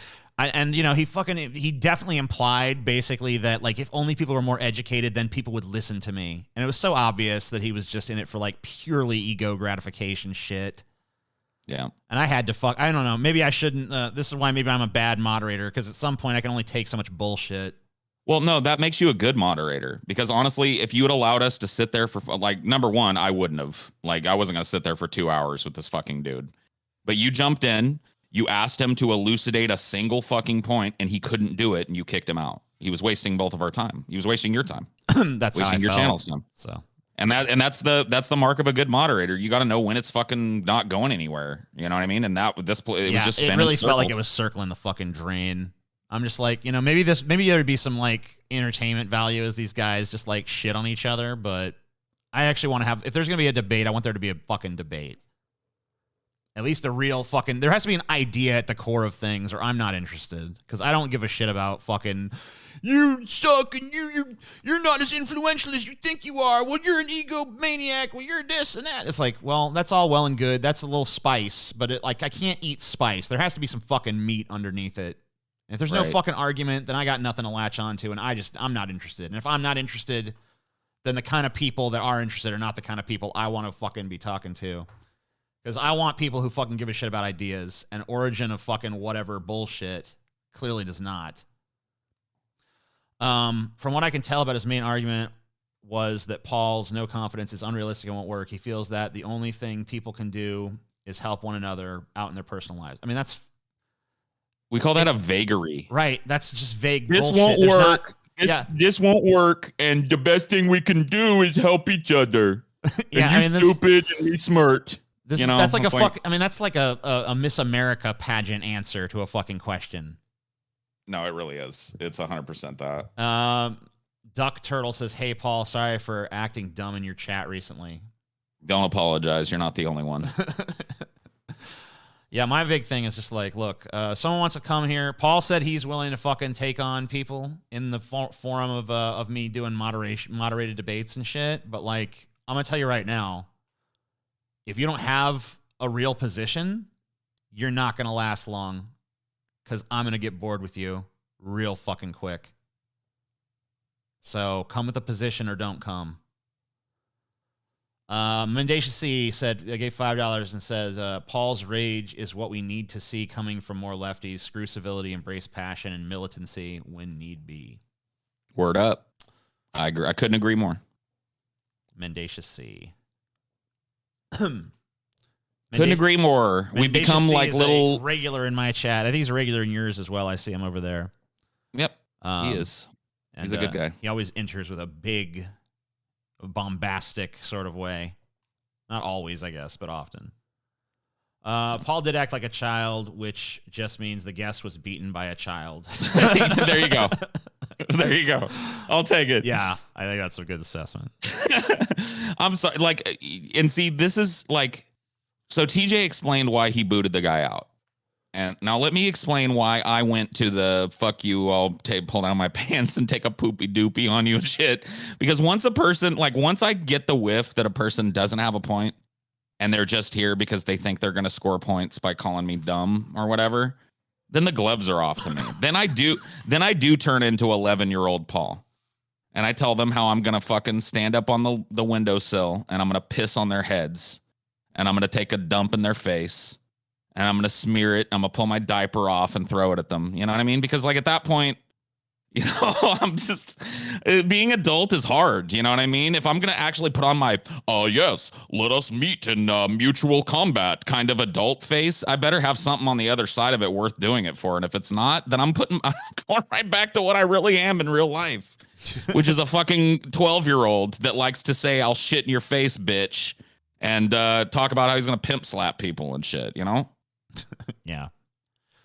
Like, let me be what I am. Quit bothering me with this adult conversation shit.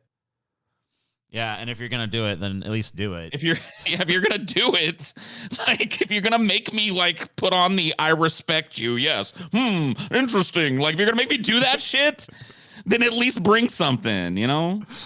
I love this format of fireside chat, kind of live streaming TJ with the occasional idiots coming up to rile up Paul. Looking forward to the Vosh episode. Yeah. Paul says he's going to be maybe doing that on Monday, but it's not too long. Stay tuned for that. Luke Comiskey says Jamie level meandering garbage insufferable.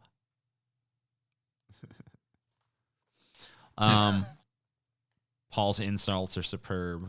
Paul would be good at degradation vids. Is that like a porn thing? I guess. Where like I would be like all fucking like, you're a worm. Yeah. That kind of thing. Is that what that is? I guess so, yeah. Dope. Yeah. Maybe I should do that. Maybe I should start an OnlyFans where it's just like, hey, simps, it's me, Paul, the meanest fuck ever. Fucking send me your picture and I'll fucking tell you what a disgusting, filthy, belly crawling, mewling worm that you are. Dude, maybe I'll make a lot of money. I bet there's a bunch of dudes out there that want to be dressed down by like a big bear. You know what I mean? I could get myself like one of them leather harnesses or whatever. Yeah, that's true. You know what I mean? And just like the leather motorcycle hat and be like, what's up, worms? Time for your daily dressing down. The non-binary neckbeard says it's all ogre when you debate with Paul. Love you guys. Smiley face. True. Talk about ogre from Revenge of the Nerds. I don't know. Probably making a Shrek reference, knowing this generation. When is the Paul CBT? That's cock and ball torture. Yeah. Is it my balls getting tortured, or it am I sounds torturing? like it based on the way they phrased it. Yeah, I don't want that. When's that? No, I'll torture somebody else's cock and balls, but I don't want mine. I don't want mine fucked with. I want mine sucked and caressed and jerked. All right. Man, I'm so disappointed. I thought I was you thought that guy was gonna bring it? No, I mean, I thought he'd bring it a little more than that. You know what I mean? Like, I mean, he was chomping at the bit for so many fucking like weeks. I know. To debate you. Like, you would think he'd have shit like, yeah, I'm going to fucking nail Paul on this. Then I'm going to fucking lure him into this trap and get him with the old. But it was just nothing. Just like, you're dumb. You don't have a good education. Your stuff's not going to work because it's dumb. It's just never going to happen because I said. It's like, all right. People are illiterate except for me. Everyone knows what they're talking about in politics except for me. It's like, man. This is so fucking sad. I did that motherfucker a favor cutting this shit short. You did. Yeah, you really did. This is my second super chat ever. You got me to pay you yesterday for reading the song Doodlin', TJ. Now you got me in the habit. Kudos to you, TJ. Hi, Paul. Thank you, Smiley. Thanks. Neuro Seancer says he had the ego of the guy from Invincible who built cyborg soldiers in the sewers, but none of the smarts. Yeah, it was kind of insufferable, huh? Dude, I'm gonna be right back, TJ. I'm gonna move outside so I can smoke a cigarette. Cool. I'll call you back from my phone. No problem, bro. Worst part is gonna think. Oh well, yeah. I mean, obviously that nothing is getting underneath that dude's ego. Worst part is gonna think. Yeah, I just read that. I don't know why I read it twice. Paul doesn't even know how language works, and he's not for real. Okay. Yeah, man. Why am I in top chat? Hold on. I want to see the live chat. Fuck that. There we go. You were so right. I have a masochistic streak, apparently. What is going on? What are you guys doing in my chat? You guys doing some weird masochistic hookup shit in the chat? I said this guy could have been a troll. No, dude, he's not. He's not a troll. You know how I know he's not a troll? Because, like, if he is, he's very dedicated. He's been doing it for a while. Because I've seen his ass round the way. He's been strutting the troll stroll for a while, dude. Yeah. Why is the new thing saying bruh if it's hardcore cringe? I don't care what people say. God. Thanks for pumping the content out, guys. Yeah, I mean, like, whatever.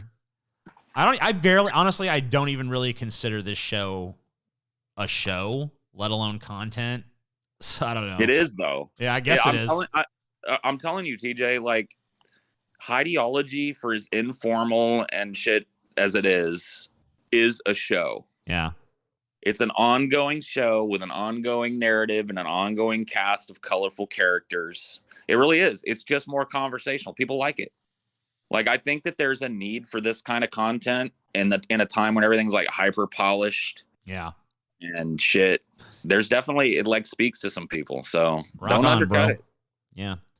I'm just saying I don't approach it like it even is a show for me though. Like I'm just like whatever. I come on here and I fucking talk to people and I do whatever amuses me. And I just try to like kill some time on the stream. Is there anyone who can penetrate the mountain of salt that is Paul? I mean, what do you mean penetrate the mountain? Like get Paul mad? That's easy. Like that's not hard. They're talking about beating me in a debate. Beating Paul? Yeah, easily. I mean, I'm not great in a debate format, to be honest with you. Yeah, I mean, like it'd be pretty like for an intelligent person with a well thought out argument. A lot of the little rope-a-dope tactics that I use in debates, especially when I know that I outclass my opponent, all of that shit goes out the window. You know what I mean? Like, to be honest with you, that is like I've spent a lot of time arguing with people who think that they're better at arguing than they are, and I'm not really as good at arguing with people that have a good argument. Hence, you know, like for examples of this, look at all the times that TJ and I clash. Now, I won't say that I've lost every one of those, but it definitely leaves ambiguity when TJ and I clash on an issue. Right. It's not like devastatingly like, oh, it's this or that, you know. But that's because like we can both put forth a fucking argument and have some basic rhetorical skills and shit. Right. Whereas like, I don't know, a guy like what Paul just fucking encountered. I mean, I don't know. To me, maybe you guys got something out of what he was saying, but to me, it was a nothing burger. People with poop balls level arguments don't get to complain when you forego adult conversation and go ponage on them. Good work, Paul. Yeah. Of course. But of course. And it was just like, the chat's idiot. Everyone basically like it seemed like he was one of these dudes where like the prerequisite for him not seeing you as an idiot is you have to just agree with him on everything he says. Right. Like he doesn't have an actual like standard for what he's an idiot. I'd argue with Paul if he wouldn't railroad me. I mean, did I railroad that guy until he showed his ass? No. I sat and I listened. I took notes. That's my new tactic. I open up a notepad file and I take notes while people are talking to keep my impulse to interrupt down. Yeah, I like that tendency. So I gave that. I feel like, honestly, if you go back and look at that shit, I feel like I gave that guy plenty of room to make an argument, that I was good faith with him, that I answered the things that he said to a point. And then when he revealed to me after several times of me and TJ trying to pry anything out of him that he wasn't there to make a point, he was just there to fling shit, then I started flinging shit too. And I'm better at that, you know, than he is too. I'm better at debating and I'm better at flinging shit. So he really didn't have a dog in the race here. Paul, debate me on why Nirvana is overrated. That's a dumb debate. Not gonna happen.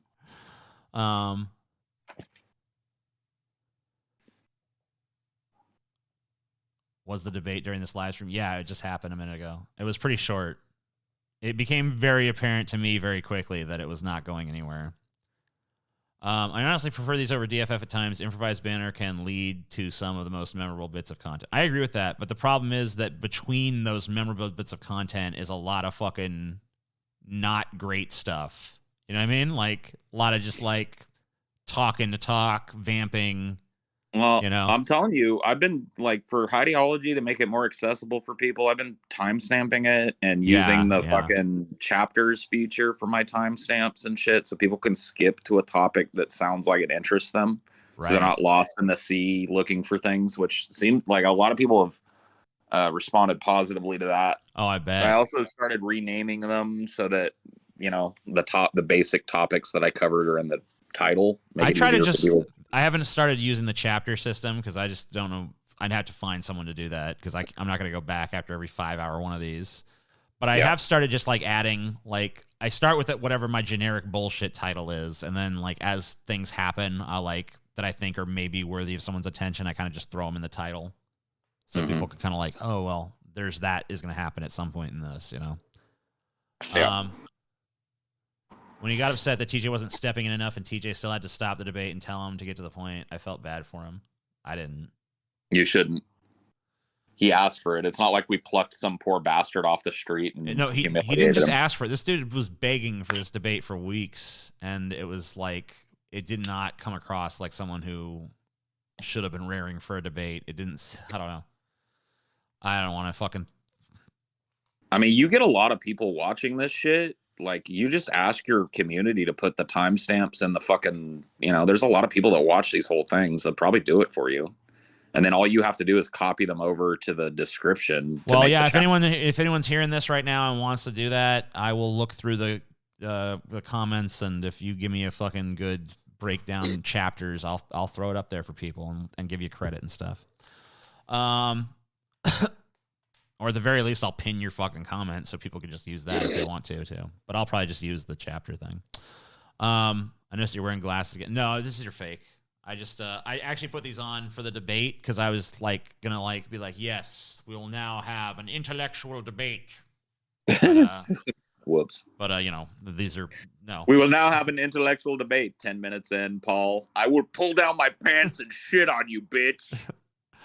Yeah, I mean, at that point, I was I don't know. I was feeling more sympathetic with where you were, so I was just like, whatever.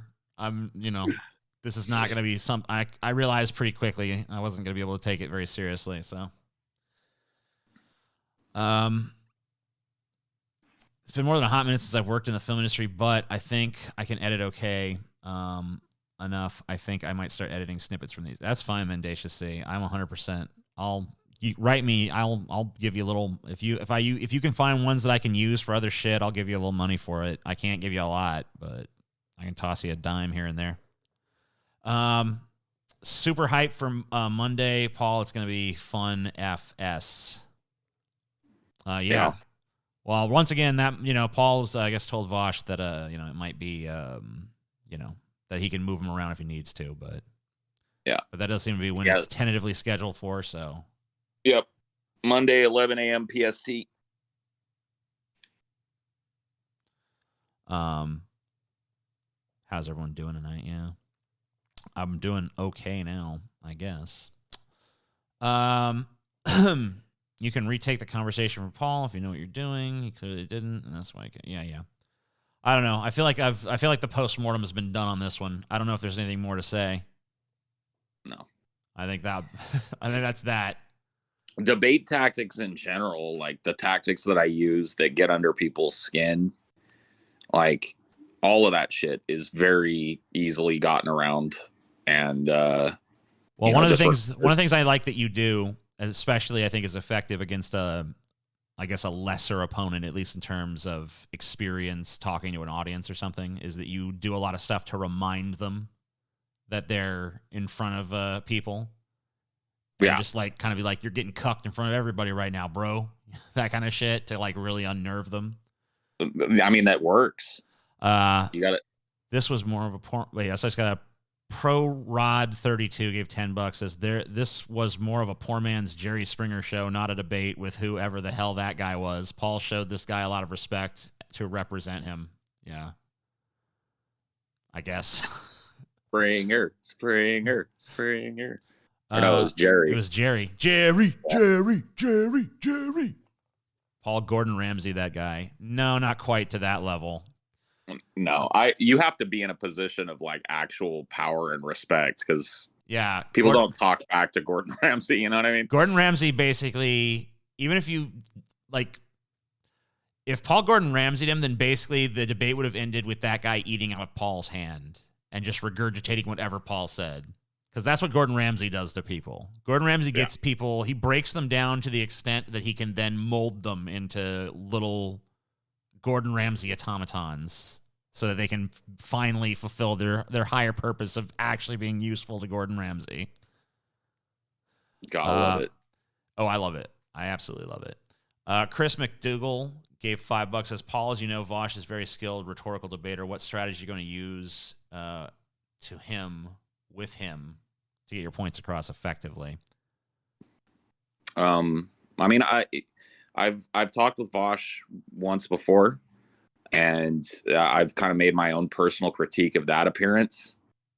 Not, you know, I'm really not going into it to try and be super duper contentious off the bat. I have a feeling that it may go there. But I've been spending the last like 6 months, if not longer, like a year, hardcore refining my arguments and getting better at, you know, fielding questions about my arguments. I've started taking notes when I'm having discussions with people, like I said, to temper my desire to cut them off or whatever the fuck. Yeah, I mean, I think over preparedness going into a debate is as bad as under preparedness. And so my preparedness has been done in my personal time. I've read some books that I hadn't read the last time, you know, we'd met. I have some more examples to give to kind of back up some of my positions. And that's what I plan to do. I really don't foresee me changing any hearts and minds with it, but it'll be an interesting discussion. He himself in our lead up to this has just described it as a casual discussion. So take that for whatever it means. To the guy who just gave me 20 Canadian dollars and asked me to buy the game Hold Fast, I have added that to my stream doc of like things I need to get to. So I have added that. So you have not been ignored. I will look into that game. I'm not going to buy it if it looks like something that doesn't pique my interest, but whatever. Nonetheless, I will keep your money either way. But yeah, I will. You have bought me considering buying it. Here we go again with the old Reed theory, and I'm older. What's going on? Oh. I guess is that your summation of the previous debate where you feel like that was the argument being made? Is that what it came down to? I don't know. Time? They're like Vosh is like Reed theory, and you're like I'm older. I guess that's what I interpret that comment to mean, but I don't know. $10 says Paul will say I'm older or read a book tomorrow. Huh? I don't know. It wouldn't even be tomorrow, right? Well, I guess it would technically be tomorrow now, but yeah, I don't know. That person seems like they have their own issues like, or whatever. I don't know. People's perception of this shit, people are bored. Like it's like for a lot of people, this whole debate bro shit is like, it's like the Manny Pacquiao fucking, you know, fight. They've got all this shit. Like they're calling the different moves that are going to happen before which round it's going to happen in. Yeah, it's kind of interesting. Yeah, it's gotten a little weird.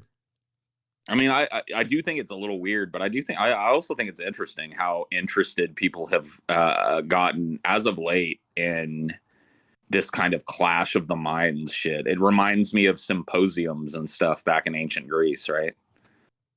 Where people would come to hear either one person talk or hear two people go at it, you know? Very raucous kind of audience-based affair. Yeah. It's weird. I haven't seen, you know, you've not seen Origin in the chat since then either. I like wouldn't be in the chat either. He hasn't popped up with any salty shit like he's not in here trying to like sway opinion or anything. I wouldn't be either. Old man can't debate Vosh. His brain is too sour and worm-eaten to hold up any real discourse. Damn. Oh shit. Brutal. Let's just change debate to brain boxing. There you go. I mean, like for a while there, they were doing the whole blood sports thing, which, you know, I think I would have been way better at. The one time I dipped my toe into it, it was a massacre. You know what I mean? Nowadays, they want this more like, you know, brain versus brain kind of intellectual debate style.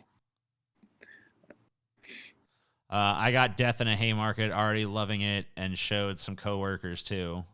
That's from the great book. Ignar Husky. Yeah, it's the next book on my reading list after I read Danse Macabre by Stephen King. Paul, how do we make sure the Republicans don't instate fascism? I think they mean institute fascism while the left is busy tearing down the DNC. I'm going to let Paul field that while I go take a piss. Institute fascism. Yeah, I don't know. the whole term fascist to me has kind of lost a lot of its meaning. I don't know exactly what you mean when you say institute fascism. Fascism, as it's traditionally described, with protectionism, close cooperation with corporations, heavy authoritarianism, heavy nationalism. I see that coming from both of the parties, right? I see a lot of the points of fascism coming from both of the parties. So this idea that the Republicans and the Republicans alone are the ones that are pushing kind of neo-fascist agendas, I kind of call that into question. How do we stop it from happening? I mean, I don't think we're stopping it from happening now.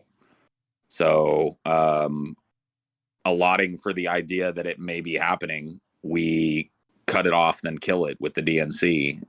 The DNC has done nothing my whole lifetime but funnel actual leftist energy into corporate rule. And, you know, while it's still in place, while it's half of the power structure, leftists really have no chance.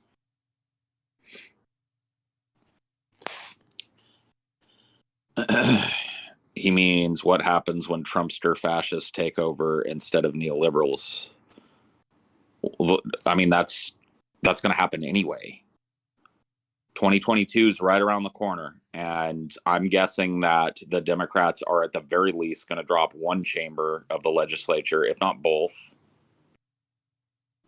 They're going to lose their tenuous grip on power, having done nothing with it. So it's going to happen anyway. You know what I mean? This idea that my idea is going to put Republicans in power any more than voting for neoliberals is going to put Republicans in power. I just don't see it. You know what I mean? It's like a lot of people give me shit over the, oh, well, yeah, but Trump would have been worse. Okay.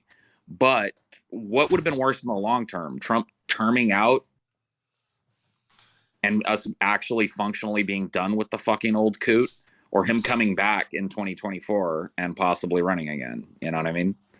It's like, I'm not saying that one is better than the other, but I really don't feel like people that are on the left look at that in good faith a whole lot. They don't look at that position. They don't think about it from that angle a whole lot. They're like, oh yeah, we got rid of Trump. Well, no, we didn't. We have a little pause, and it's likely we might get Trump again. At the very least, we're going to have to face him at the ballot box again. Even if we don't get Trump, I mean, I don't know what point you're making, so I don't want to, whatever I'm saying, it'd be taken as agreeing with everything that was said when I was gone. But I will say that on the point of whether you get Trump again or not, I mean, whether you get Trump again, you're getting Trump again. Like, you know, right. Just like every Republican after Reagan was trying to be Reagan, now every Republican is going to try to be Trump, because that's where the populist fucking power in the base is. Now, the Republicans might kind of eventually sort of realize that that's not a great strategy long term for them, so they might kind of try to like walk back some of the Trumpy stuff, but while Trump's alive, there's really no way they can fucking do that. It's going to be a while too. Even after Trump dies, it's going to be a while before the mark that he left on the Republican Party. It's not going. I mean, like, if anything, it might just go dumber, because really that's been the trajectory. Like, it went from Bush to Palin to, I mean, I guess kind of started with Quayle, sort of.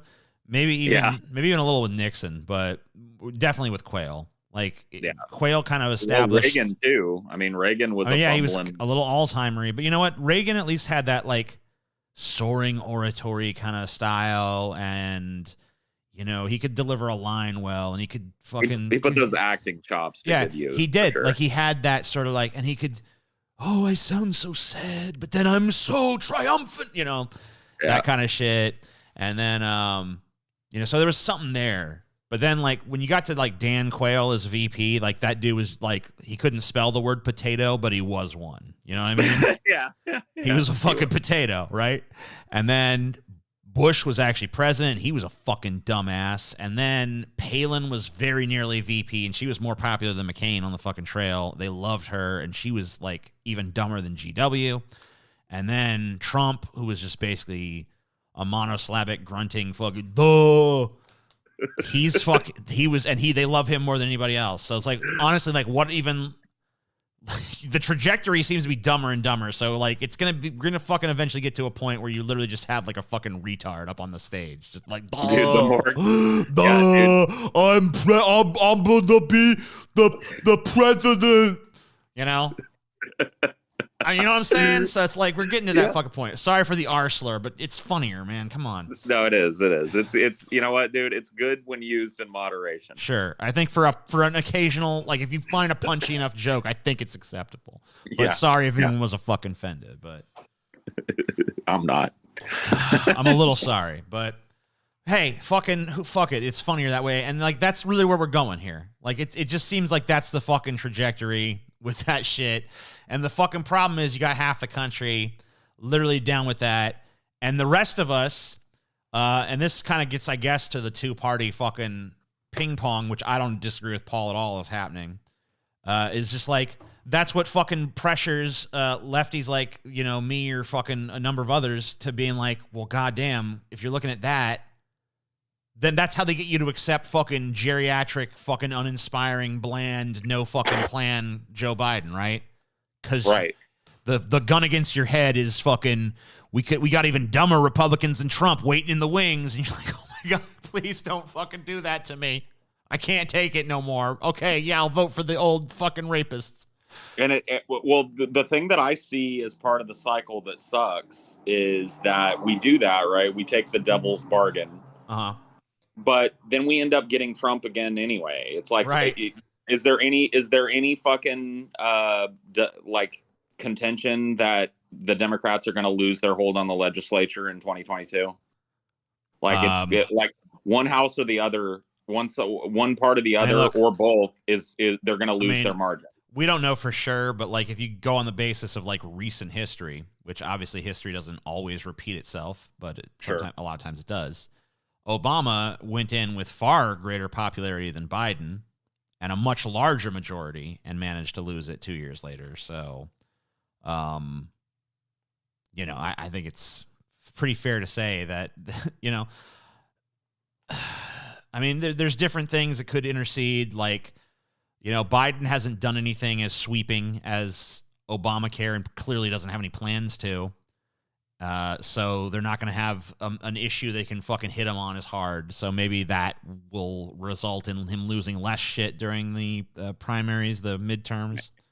I just think that the fact that he's walked back so many campaign promises and they've just evaporated is probably going to cause that center. But I mean, if you look back at, look back at how fucking, but if you look back at how Biden ran though, like, yeah, he made campaign promises, but they were like kind of like tucked away on the website and shit. You notice he never was like full bore on any of that. It was always very like he said that I support the $15 minimum. Yeah, you know. He set it up. No, dude. There's a supercut of him on the campaign trail talking about immediately we need a $15 minimum wage. We need a $15 minimum wage. I watched it. I retweeted it a few weeks back. Yeah, but I mean, a supercut is like, we're gonna find every instance on the saying campaign trail, using the same. But the problem is, you listen to over and over again. But you listen to his speeches, though. I'm not saying he didn't do it, but I'm saying if you go back and listen to those speeches, like there is very little policy substance in those speeches. Those are very like syllogisms and, you know, cute little pithy sayings and just like, oh, you know, and then like soaring but empty rhetoric about restoring dignity, restoring respect, and, you know, that kind of shit. And it was like 99% that. And there was a few times he threw out $15 minimum wage, this, that, and the other. Like, so it's like, it wasn't like Obama where he was out there fucking promising the moon to you. You know, basically he went out there and was just like, I'm not Trump. I'm not Trump. Look at me not being Trump. That's all you got. And people, that was enough for people apparently. So yeah. I mean, like it's almost, he's enjoying fucking pretty solid approval ratings, like 61% or whatever the fuck. Seems pretty fucking stable at that. Seems like no one really expected anything of the fucking guy to begin with. So unless like they gotta, like the Republicans at this point have got to be waiting for, they want a scandal, which there's going to be something. There's going to be some fucking test of his fucking leadership that they're going to fucking be able to spin as a failure. They've already done it with the border stuff. The border stuff. It's a fucking quagmire over there. But I mean, that's going to get worse and worse and worse too. So I have a feeling that's going to be the one. That might be the one. It might take something like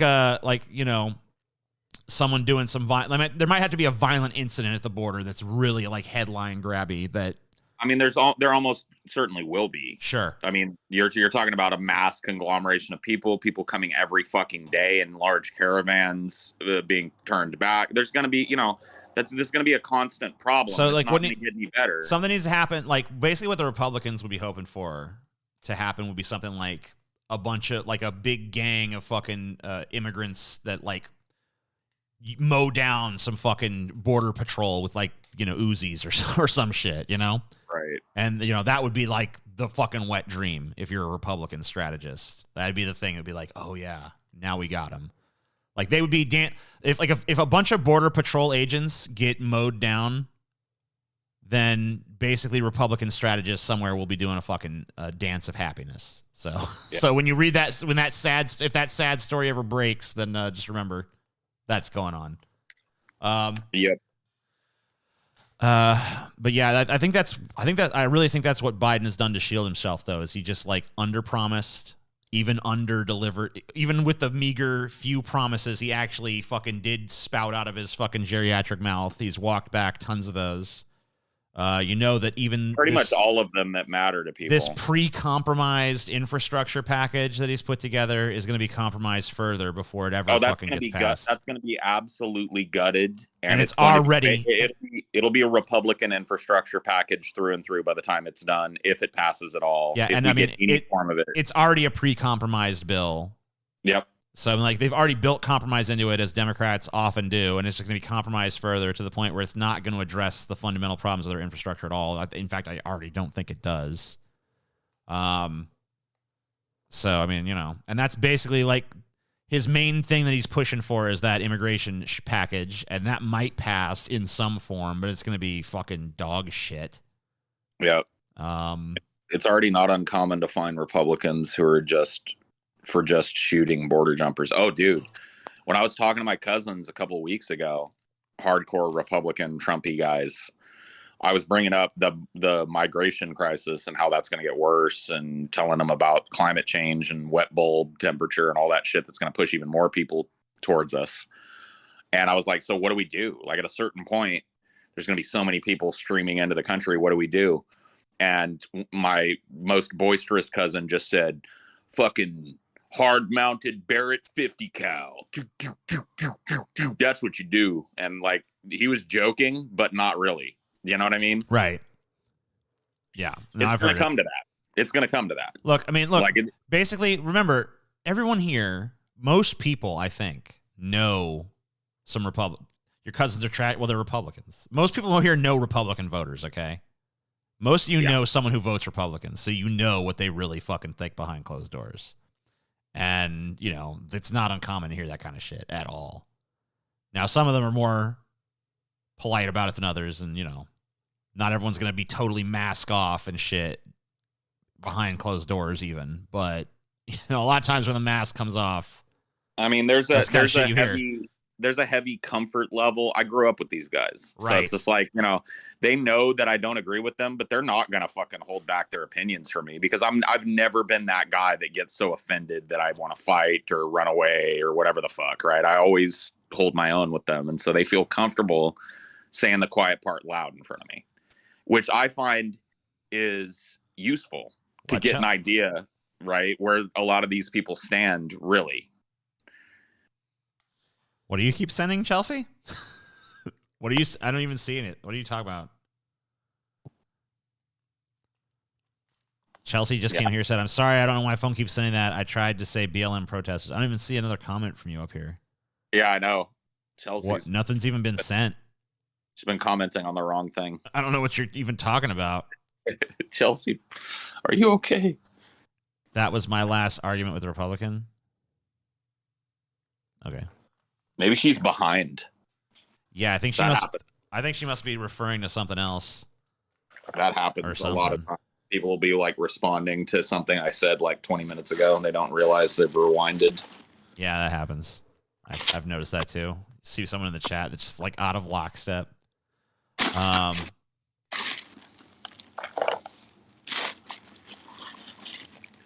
And when you scrutinize them at all, what?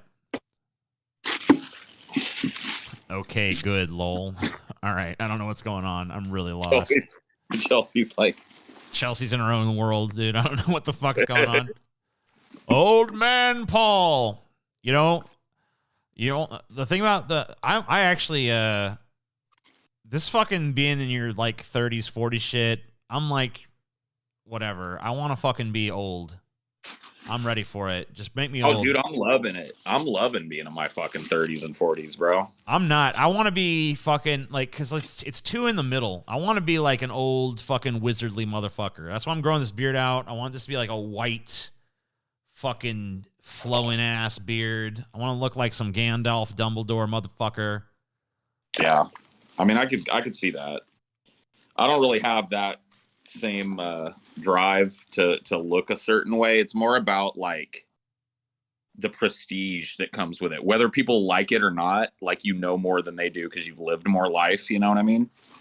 Like, on a certain level, you've had more experiences, and they can't take that away from you, dude. I love getting old. I love talking to whippersnappers, you know what I mean? Let me tell you how it really is, Sonny. There's a dude that trolls me, like, and his whole thing is like, I'm gonna call Paul an old man, and I love it, dude. I'm like, yeah, old man Paul. yeah, I love it. Okay, boomer, you die sooner. Not necessarily. Yeah, dude, old, curmudgeonly, shitty assholes live forever, bro. You better fucking hold your tongue. Paul is like 55, right? Yeah, Paul's 55. Yeah. Bingo. Got me. You nailed it. You won the prize. What a shock. Old man's a pussy. Shoplifting as an old person will be dope. Dude, it's the guy. This guy thinks that, like, I'm going to be broken by him. Like, he follows me around on Twitter and he goes, old man. Oh, this is ridiculous. Old man. He says Paul is a boomer. That's why I call him old man.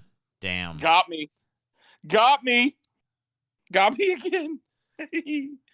I think Paul, by some people's standards, is a millennial and others is a Gen Xer, but he's kind of like in the middle. That is the truth. I am a cusper. I was born in 1980. 1981 is when Gen X became millennial, and 1979 is the last year of Gen X. So I was born on the cusp of Generation X and millennial, which definitely doesn't make me a boomer. You're a middle-aged man. Old man Paul. And one day I just go fucking insane and I'm like, quit. I can't handle being called old. He's old. Old man. He's an old man. So I'm doing like I'm doing a reading thing. I've adopted for the first time in my life. I'm in the process of trying to adopt a schedule by which I live my life. Because I realize without sustained effort, I can't actually accomplish all the things I want to. Even with it, there's a lot that I have to just not do. But I was like, well, one of the things I want to do is read more. So now I have I think 5 hours set aside during the course of every week, whereby I shall read things. I have a lot of writing time set aside for both video script shit and novel shit. I have all of our deep fat fried shit worked in there, of course. I have workout shit in there. Got all kinds of things. Trying to schedule it, huh? Yeah, because I'm just like, I just fucking looked at all my goals in life, and I'm like, okay, so if I want to actually accomplish this shit, how much effort do I have to sustain on a weekly basis to actually make the significant progress towards things that I want to make? Sure. And that was well, I'm gonna lay it out like that. But I'm so schedule adverse. But I kind of saw what it did to our own productivity on our show when we actually fucking hit on a schedule that worked for us. I'm like, okay, obviously there's something to this shit, so I have to apply this more broadly to my life. Look at how fucking hard it was for us to get there, though. I know, right? Fucking insane. Absolutely. But we got it. You know what I mean? I totally agree. Like I've been like, I don't keep a real personal schedule outside of the work stuff. Yeah, neither have I ever before, but I'm starting to experiment with it. So I guess we'll see how that goes. Yeah. But I did my 10-minute workout today. I'm starting with 10-minute workout. I was going to do more ambitious, but Chelsea's like, you don't want to go from no exercise to like 20 minutes. You'll feel very discouraged. I'm like, all right, fair enough. So I'm doing 10-minute workout shit. I did my 10-minute workout. I did my hour of reading, and then pretty much there was nothing else today. And I think that's pretty much it tomorrow too. But then Monday it gets a little more intensive because like that's a day that I always have off, even during our work weeks and shit. So. Right. So I actually scheduled some pretty intensive shit for that day in terms of working on writing and shit. Paul's last name is Parkey. What the hell? What? Is that real? Like, who cares? 95 is the last year for millennial. No. Oh, yeah. Last. Yeah. That might be true then. I don't know. This is like, so like this generation shit, like, we put too much. We put too much on it. All right, we were putting too much. Yeah, I mean, like this is like I'm a Virgo, so yeah, it's like, come on. I spend a lot of time talking to ideology people about it because people put a lot of fucking stock in it. Like there is, like, sociological perspectives that you can look at broadly for generational trends, right? And shit, and that's why it's useful in some sense. But like we are putting way, like especially lately, we're putting way too much into it.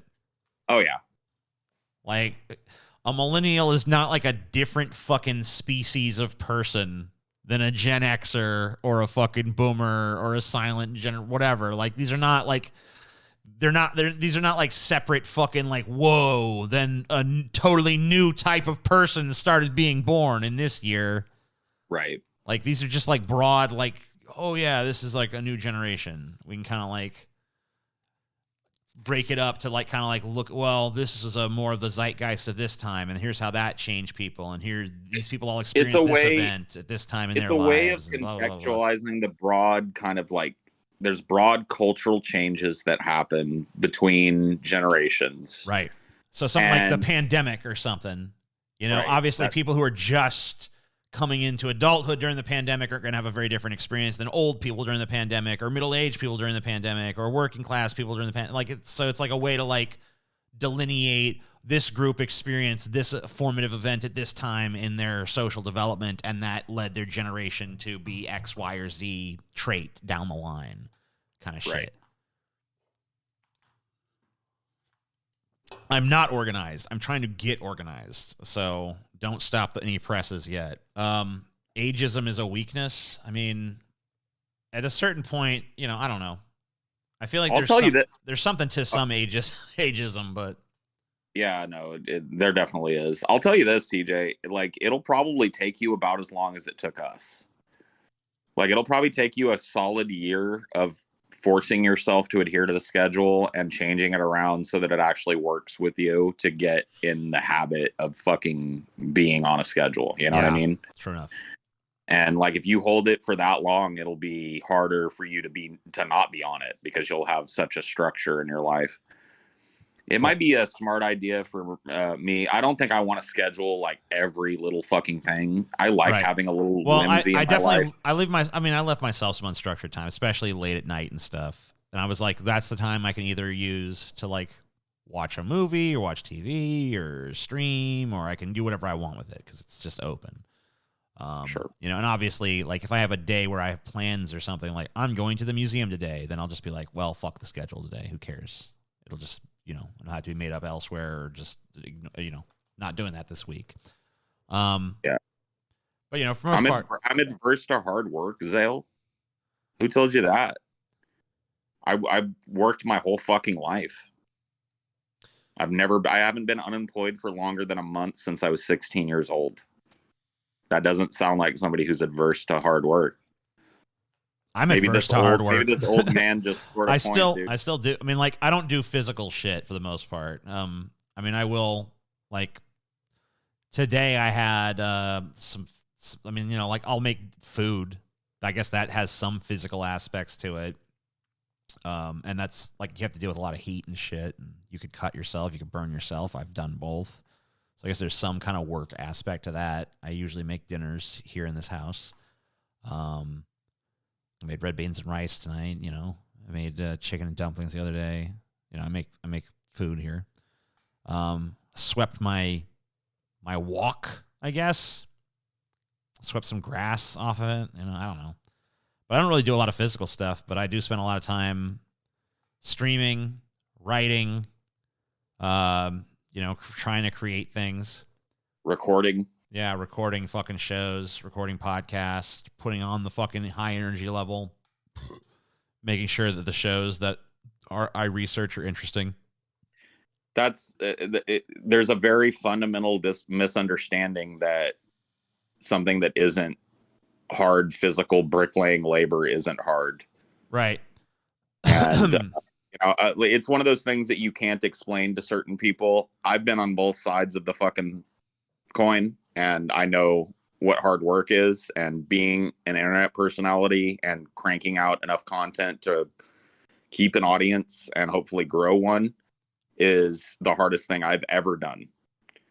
It requires a sense of like dedication that isn't present, and I can't tell you. I mean, I don't want to insult anybody by bringing up any names or anything, but like, I've had so many people come to me and be like, "I want to be what you don't want to do what you do." Da, da, da, da, da, da. And I usually just fucking ignore them because what happens if I don't is I'm like, okay, I give them the advice and shit, and then usually what'll happen with most of the people I ever give that advice to is they make like 2 or 3 videos. They're not an immediate overnight sensation, and so they're just like, "Well, it didn't work."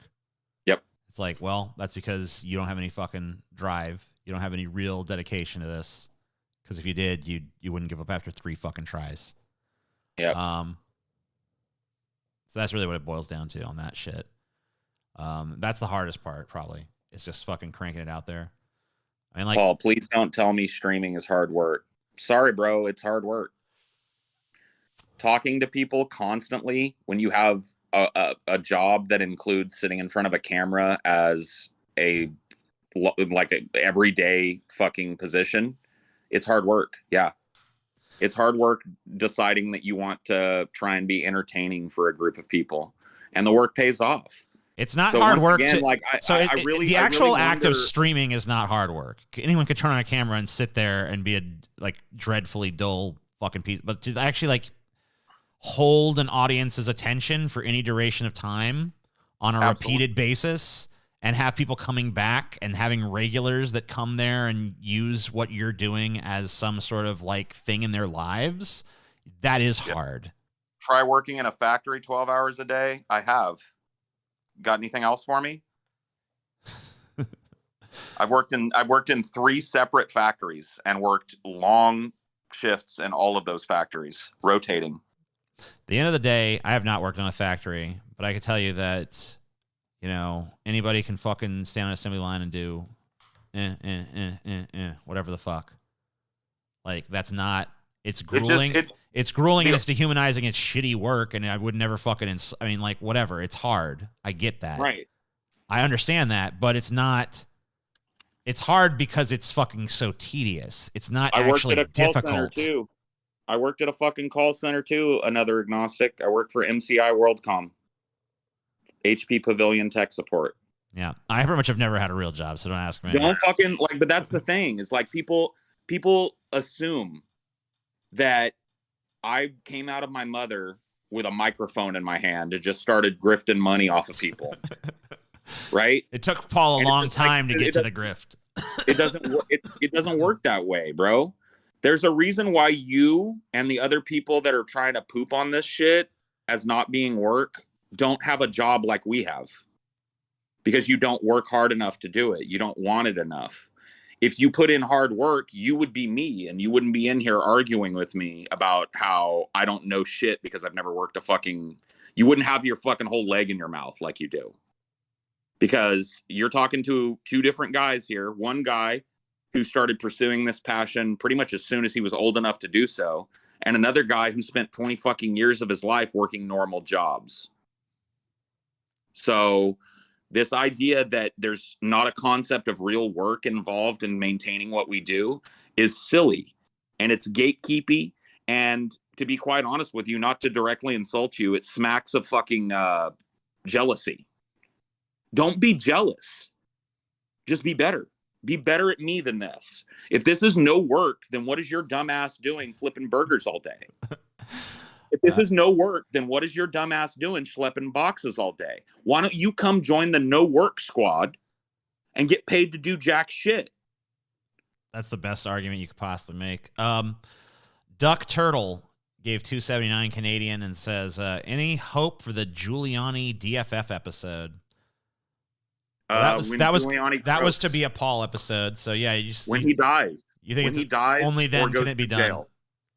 Okay. Yeah, when he has to die or go to jail. There's no way think about it. Every time I've started to think about it, like I'll be honest with you. 2 weeks ago, I had a long form episode due, and I thought about it. I was like, Giuliani. And then I went to the news, and 2 days before that, he'd done some other shit. Some more charges got thrown at him, and he'd said some ridiculous shit about how Trump had abandoned him or whatever. And I was like, I can't do this. I can't do it. You know what I mean? I have to wait until this story is done. So Giuliani has to croak or go to jail, and then I'll do the Giuliani episode. Yeah, he just hasn't gotten out. He's yet to reach the height of his outrage.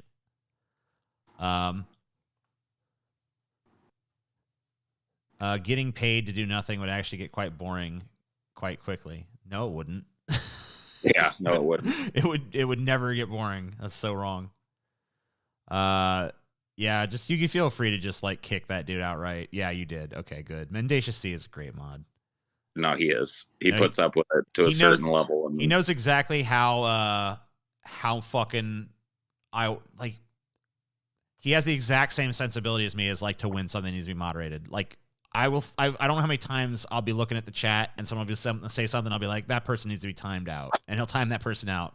And I'll look at someone and be like, that person just needs to be banned outright, and then he does it like without even me, like just when I think it's happening. Like right. I'm like that. We are simpatico. That's my favorite. Mendacious C is my favorite fucking moderator in here. So he knows exactly my fucking standard of how I want shit moderated in this chat. So good on you, Mendacious. You're a god among men. No fucking insult to any of my other wrenches, by the way. But Mendacious C, I would give you a golden wrench if I could. Damn. The golden wrench. I would give him the golden wrench. I don't know if he'd be your style of moderator, Paul, because you like the fucking axe swinger. He's a little bit more, or maybe that's just a fucking response to my needs. I don't know. I only put Killer Squad because, you know what I mean? Yeah, I like a more peacekeeper mentality. But yeah, I can appreciate your draconian iron fist kind of shit too.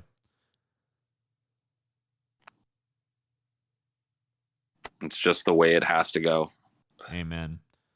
I'm gonna go ahead and remove Origin of Language as a friend, so I don't have to hear from him. Why not? You don't like him? I have no personal feelings about him one way or the other. All I can say is that I'm very disappointed with his performance in that so-called debate that he was begging for. I sensed a budding friendship there. I guess I was wrong. Yeah, sorry. Old Crow, I'm self-employed. This is a $5 guy. I'm self-employed myself and can confirm most of the people who complain about it are just too lazy or dumb to imagine the work that goes into it. I don't know if I'll go that far with it, but I do think that a lot of people that work like what we would call normal jobs, like 9-to-5s at factories or at restaurants or whatever the fuck, have a heavy misconception of the amount of work and effort that goes into maintaining a profitable presence on the internet.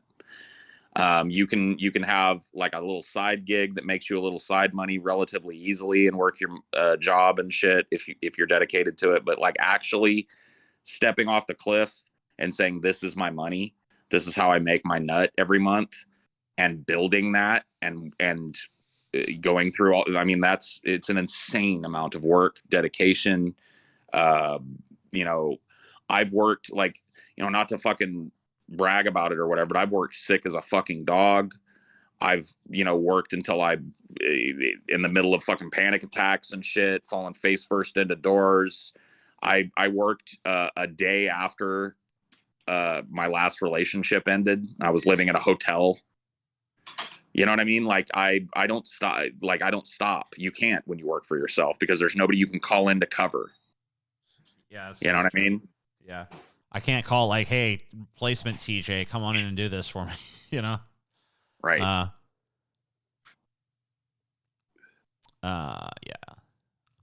I was defriended over a very poor performance once. Okay. Yeah, YouTube does not make it easier for us either. That's true. Man. That guy, how you really know that fucking guy sucked at his job? Was he made me almost entirely forget that I saw Matt Jarbo's magnum opus, dude. Yeah. How did that happen? Overshadowed. I should put that in the title, right? That should be a thing too. It should, yeah, definitely. Matt Jarbo's magnum opus, yeah. Man, that fucking guy. Holy shit, Matt Jarbo. He's a dude that I feel bad for. I really do. Despite him, he can't win for losing. You know what I mean? Yeah, I don't know. He's got that there's like a real God, what's a character that's like similar? Like he just like this the guy that just never turns out. It's just always a fucking shit show. Everything is like always bad. He always messes up. He always does something wrong and then gets caught doing it, and it undermines his ability to be taken seriously. And I don't know, man. I despite all of that, I like Matt. Yeah, I mean, every time I've met him in person a few times, and he's always been a perfectly likable enough dude. So I can't really say anything too bad about him in terms of that shit.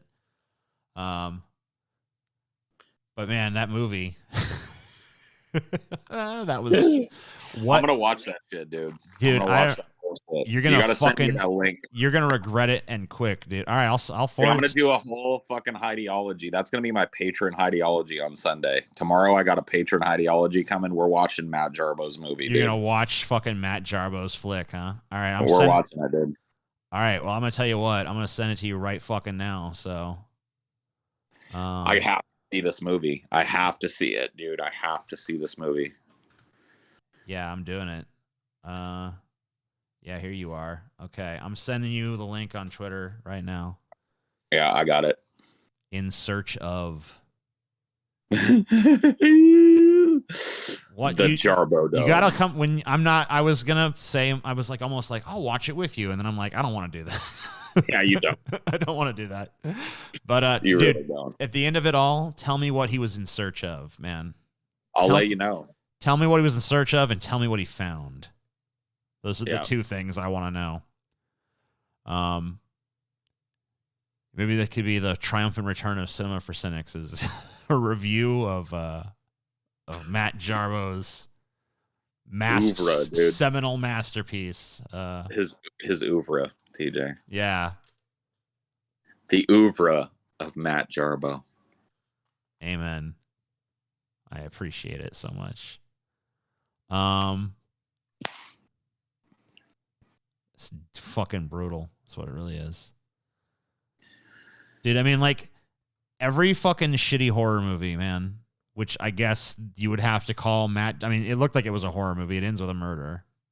So every shitty horror movie blows its load at the fucking end, right? It's always like a long, boring, horrible slog. And then if it has anything, if the movie has anything to give you, it's going to give it to you at the very fucking end.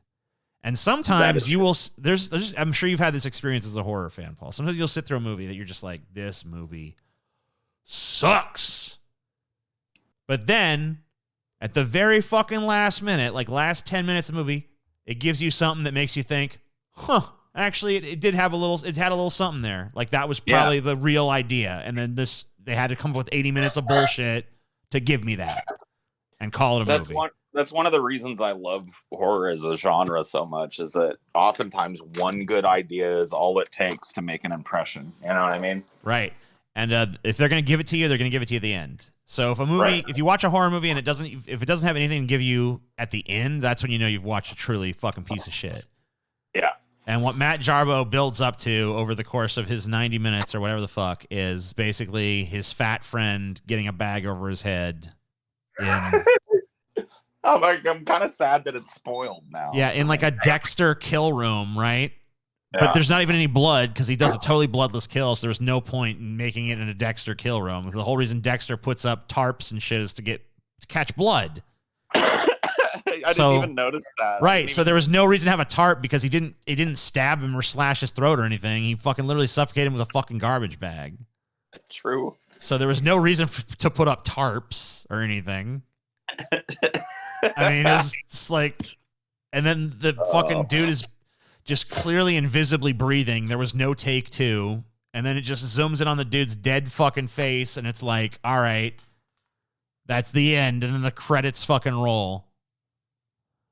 And that's it. Dude, we got to make a shitty fucking movie. Yeah. Like, because you know what?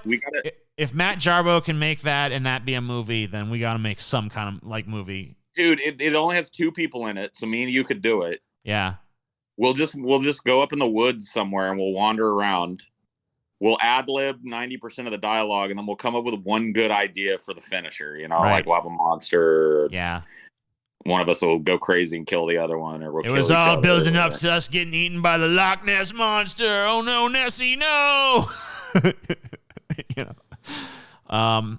Mo Moon gave $5. Says, how much money to see Paul wrestle a polar bear to the death with TJ in his corner and Scotty in the bear's corner? Have some cheddar.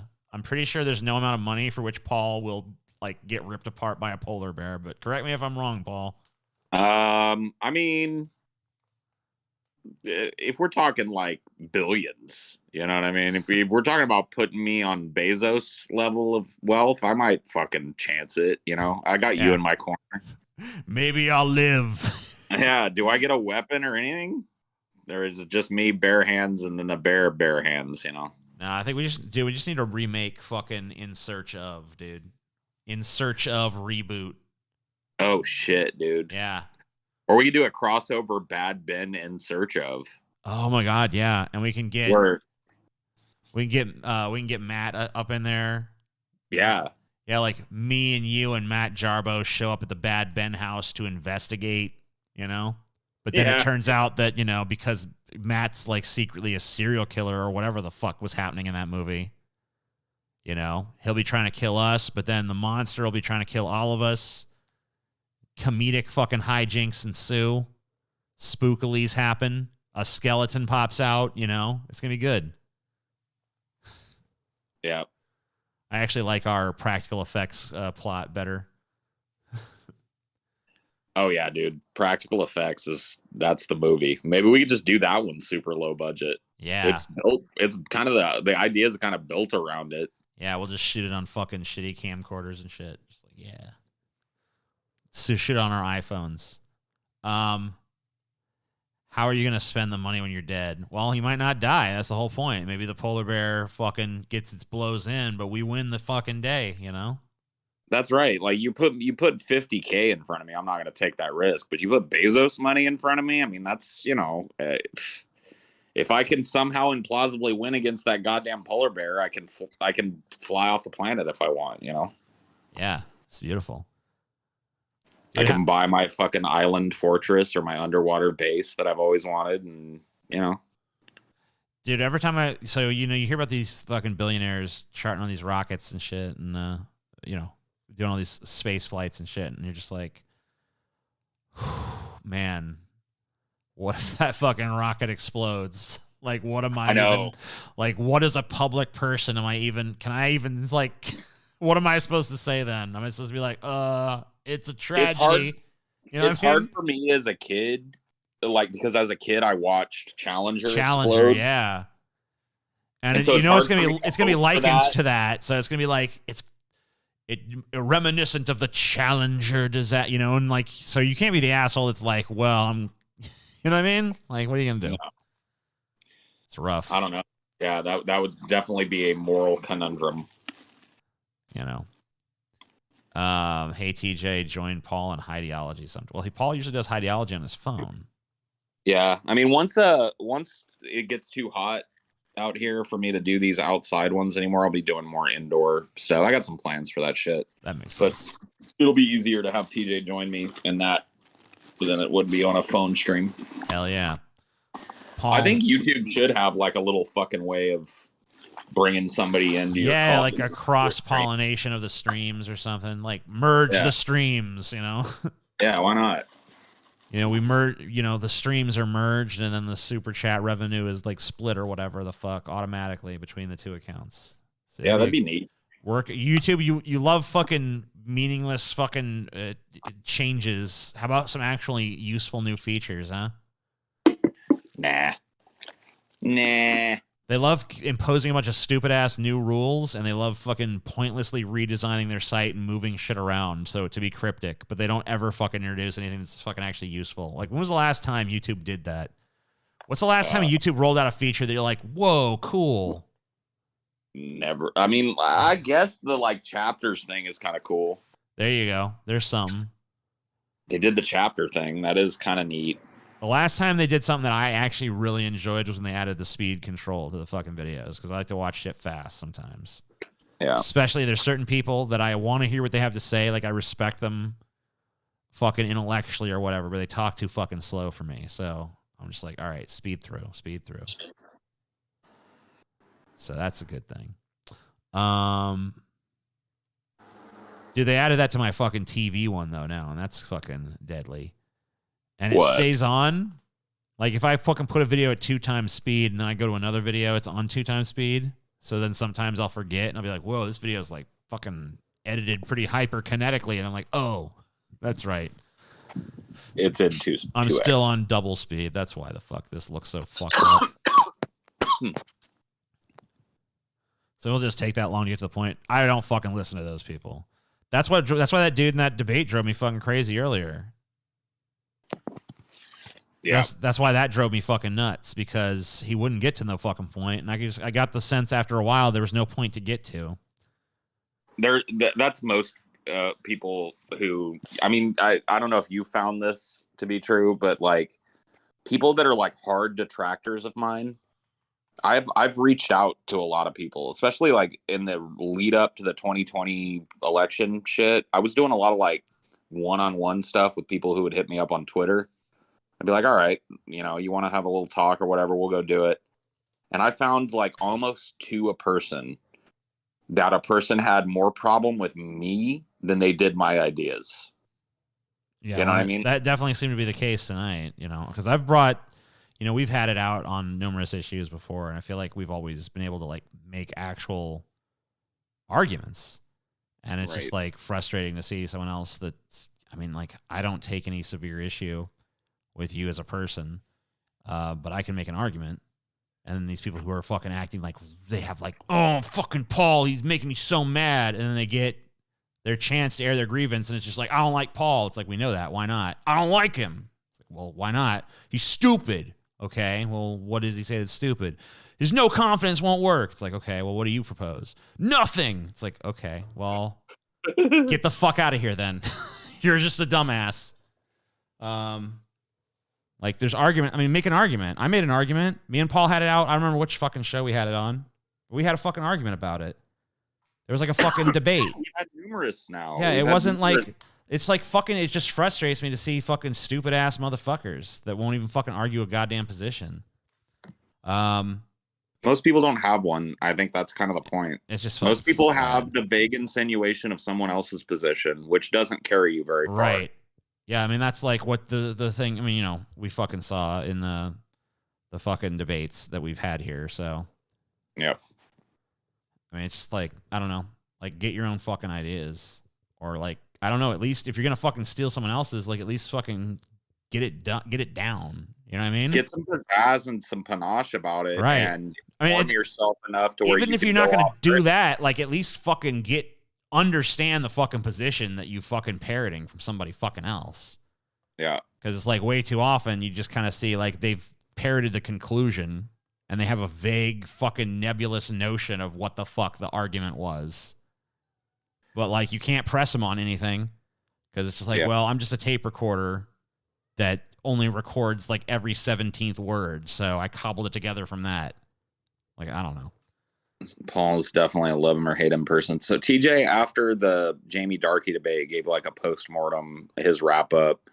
I agreed with pretty much everything that he said there. And one of the things that he said that was dead on, and he knows this because he's my friend and he's been around me long enough.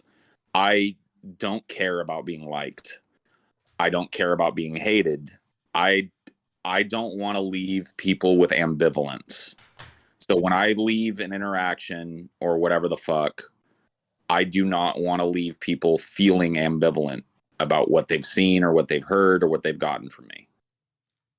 And that's 100% of my personality. Like, yeah, Paul's never going to leave someone with like you're always going to like come to that one of those two. It's like the polarization kind of thing. And I feel like so many people though, I don't know. I find like it's like the Howard Stern phenomena a lot of times. Like, you remember the scene in Private Parts where they were talking about how the average Howard Stern hater watches him longer than than his fans. Right. Both of which because I want to see what he's going to say next. I want to see what he's going to say next. With you, it's just like it's kind of the same thing where people are like, they like you, so they want to know what you're going to say about stuff, or they hate you, so they want to know what you're going to say about stuff. Well, as an entertainer, I was heavily influenced by Howard Stern. Like, when it comes to how I do this type of show, right? There's a lot of Howard Stern in the way that I present myself, because I really admired his ability to be a completely unique individual and have more people that hated him than loved him and still be fucking a wild success at it. You know what I mean? Like, I really enjoy the divisive personalities more than I enjoy the, calm, measured kind of personalities. And so that's what I am. And, you take it or leave it, I guess. It comes with its downsides for sure. But I'm willing to accept those because I like the controversy. I like people having a take. And everybody in the fucking comment section of the video, there's almost no Jamie did this, Jamie said that, da da da da. Like, no one's talking about that. Every comment, whether pro or anti Paul, always begins with Paul, blah blah blah blah blah. Paul's so right about da da da da da. Paul's so wrong about blah blah blah blah. Paul. Yeah. Like, and that's like, I don't know. That's how Paul likes it, I feel like. No doubt. Well, about I feel like if I was, if I'm an entertainer and people are watching me do something and they're not talking about me and the things that I said, then I fucked up. Like, I didn't make an impression. For me, that's more important than whether or not people agree with me. Absolutely. Yeah. I'm not looking, like, I don't know about you, but I'm not looking for consensus. I'm really not. Like, I've been talking this shit on ideology recently about how, like, this whole, like, the left needs to come together shit. I think it does, but I think it needs to come together after we hash out the issues. I think the left needs to kind of tear itself apart. My thing basically at this point is like, whatever the truth is for me at the moment, just come out and fucking just say that, put that out there in as like most honest fucking terms possible, and just keep dredging, digging deep, trying to find like what you really think about shit. Because I feel like most people don't have a complete awareness of like how they feel and think about everything. I know I don't. Sure. There's positions that only reveal themselves to me as I dredge deeper and deeper into who I am as a person. And I feel like if you don't do that work to dig, you're not going to find that stuff. And I feel like, maybe it's because I'm an egotistical person, but I do view like content creation as a tool of self-reflection to some extent. And maybe that's an old school kind of approach that kind of comes from the older YouTube tradition that I came from. Where it wasn't so much like razzle dazzle shit. I definitely make a conscious effort to be entertaining and stuff sometimes. But I guess that, like, I still use this as, like, my little soapbox therapy sesh at the same time. You know what I mean? Yeah. I think So that's what makes this type of stream interesting to the people who watch your other shit, right? Right, yeah. They get to see a little slice of the actual TJ, however filtered it is through, you know, the entertainer's eye. You get to see a little something that isn't totally worked from TJ. I try to strip that down as much as possible. Obviously, like, to some extent, it's like kind of built in at this point. TJ, I sent you a Twitter DM on what Courtney Love was doing when Kurt died. Okay, thanks. I don't know what that has to do with anything, but I guess I'll check it out. Thanks for the $4.99. Where is this? I don't see it. Yeah, I don't see that at all. Unless you sent it a while ago, then I've lost track of it. Send it again. Yeah, resend, please. I guess. I don't know. Send it again. What she was doing when Kurt died, was she like going like this? I think she was probably too high on heroin to be doing she was that. just like...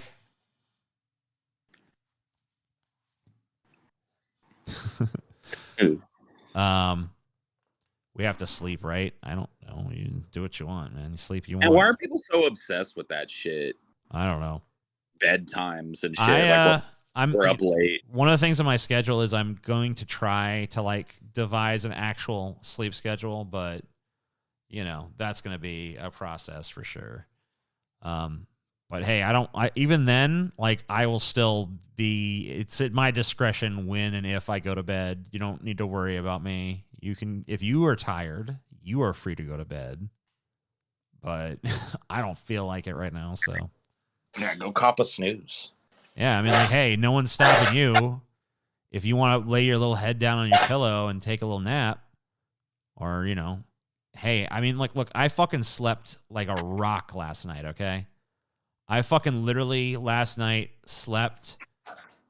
I went to bed at like, I don't know, like 3 a.m. and I slept till like 4 p.m. So that's like what? That's a lot. That's like 13 hours. I'm good. Yeah, that's a lot of sleep. I slept for a good, nice, long fucking time. So I don't need any right now. I don't need to fucking, I'm caught up on it. All right. I'm perfectly good and recharged. And I haven't really, I mean, other than, so today what I did was I cooked red beans and rice, and I swept the driveway, not even the whole driveway, just like the walkway and the porch, front porch and back porch. And I did a 10-minute workout, and I read for an hour, and then I started doing this thing. So, oh, and I watched the rest of the Harry Potter movie that I started last night, because I decided to rewatch the Harry Potter films to see how they stack up after, what has it been, 20 years since the first one came out? Unbelievably. So, yeah, I want to see what it looks like 20 years later, and see how I feel about it after all this time. So that's pretty much all I've done today. So, like, I don't feel like that has worn me out. I don't feel like I'm ready for another sleepy time. So, fuck you. I missed your last couple of super chats. Sorry about that. You said, imagine a council of Pauls from the multiverse. Okay, I've imagined it. Amazing. Astounding. Yeah, if anyone's wondering, by the way, the Harry Potter movie, the first one anyway, which is the one I've watched so far, the first half holds up pretty well. The second half does not hold up that well, just in case you're, like, curious as to, like, how that is 20 years later, if you're, at least from my perspective. Have you cooked with a cast iron skillet? Yes. Cast iron is not my favorite. There are certain things that it's really good for. It's really good at retaining heat, so you can cook with residual heat better on a cast iron. There is, for some reason, a rumor that cast iron distributes heat more evenly. It's actually worse at even heat distribution than most pans, but it holds heat very, very well. If you get it super hot, there's a lot of stuff you can do with it that you can't necessarily do with every pan. So, I think cast iron is good, and it's really great for if you need to have a recipe that goes in the oven, too. Sergio Ribeiro gave $9.99 and says, there was a customer in my store today when asked if she wanted to donate to starving families charity. She said no, they should get off unemployment and go back to work. Conservatism is brain rot. Yeah, but you know what? How many people just say no to that and don't elaborate on why? That chances are a lot of the ones that say no probably have similar positions and just don't share them with you. So it's probably more widespread than you'd imagine. But yeah, I'm like, if your first thing, really it's a defense mechanism, right? I mean, if you're confronted with the reality of starving families and your immediate impulse is that it must be their fault, then that's just a bootlicky impulse. That's just a defense mechanism because you don't want to believe that, that there's something wrong, that there's some deeper problem with society. It's way easier to confront this false narrative that, it's just lazy people. The non-binary neckbeard says, never. I saw the first 2 Harry Potter movies on VHS when I was a kid. Never got into the others. Worth it. I would say they do get better after the first 2. The guy that directed the first 2 Harry Potter movies was Chris Columbus. And he's, I don't know, he's like the poor man Spielberg, I feel like. He tries to be Steven Spielberg. And he's not. But he tries to lay on that schmaltz to the same level. And it just doesn't fucking work.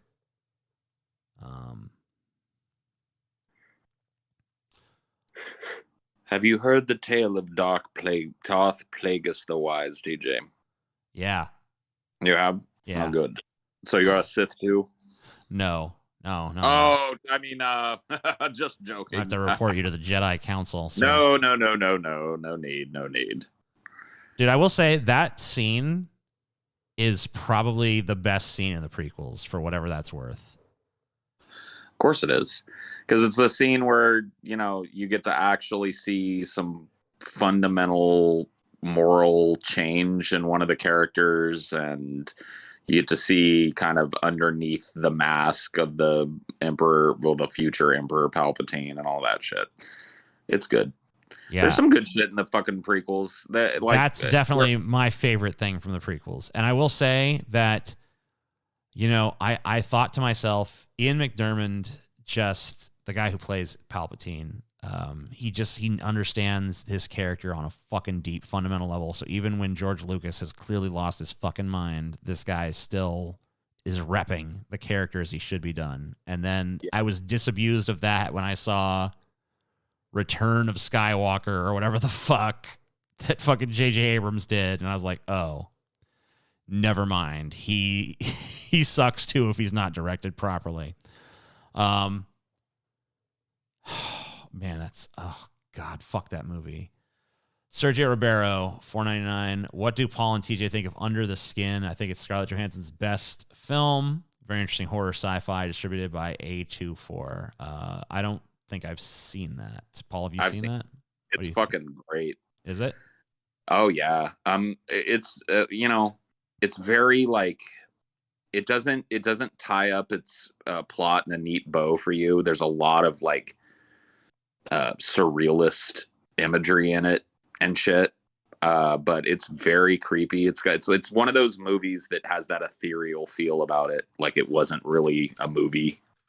That we've talked about that before. That kind of movie that feels like it wasn't ever a movie. You know what I mean? It's definitely got that dreamlike kind of feel about it. All right, Paul, I want to get your fucking. I don't mean to interrupt you, but I know that you strongly believe that Courtney Love killed Kurt Cobain, right? Or that she had something to do with it. All right. Yeah. So here is what I've been sent by this guy. I want you to react. Okay. Courtney was absolutely devastated when she found out about Kurt. She completely disappeared for several days, and my uncle and his coworkers were searching the city for her. They all thought she was dead. She ended up being found strung out on heroin, and she was completely inconsolable. This lasted a long time, and I believe she halted her music contract for a while. My uncle has no doubt that she was not responsible in any way for Kurt's death. I can ask him more questions about it if you ever have any. Just let me know. If you want to talk to him, I could probably arrange that too. Sorry for the late response. I mean, it's interesting. I don't really know. Like, you have to understand, this is like, a lot of people want to claim to have some insider knowledge about this. So assuming what you're saying is true, let's like ride with the assumption in good faith that what you're saying is true, that the testimony of this person who knows Courtney was that she, after Kurt died, disappeared, was found on a heroin bender. The problem that I have with that explanation is I could see that as being the reaction to having your husband murdered as well. You know what I mean? Like, right. And honestly, one of the first things that police say when they're investigating a fucking homicide too is like, just because someone is emotionally distraught at the death of the victim doesn't mean they're not the killer.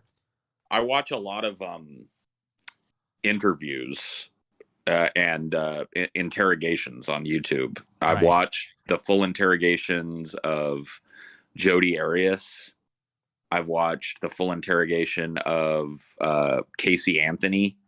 And these are both people who killed their children, who showed the capacity for profound emotion at the idea that their children were gone or whatever at times.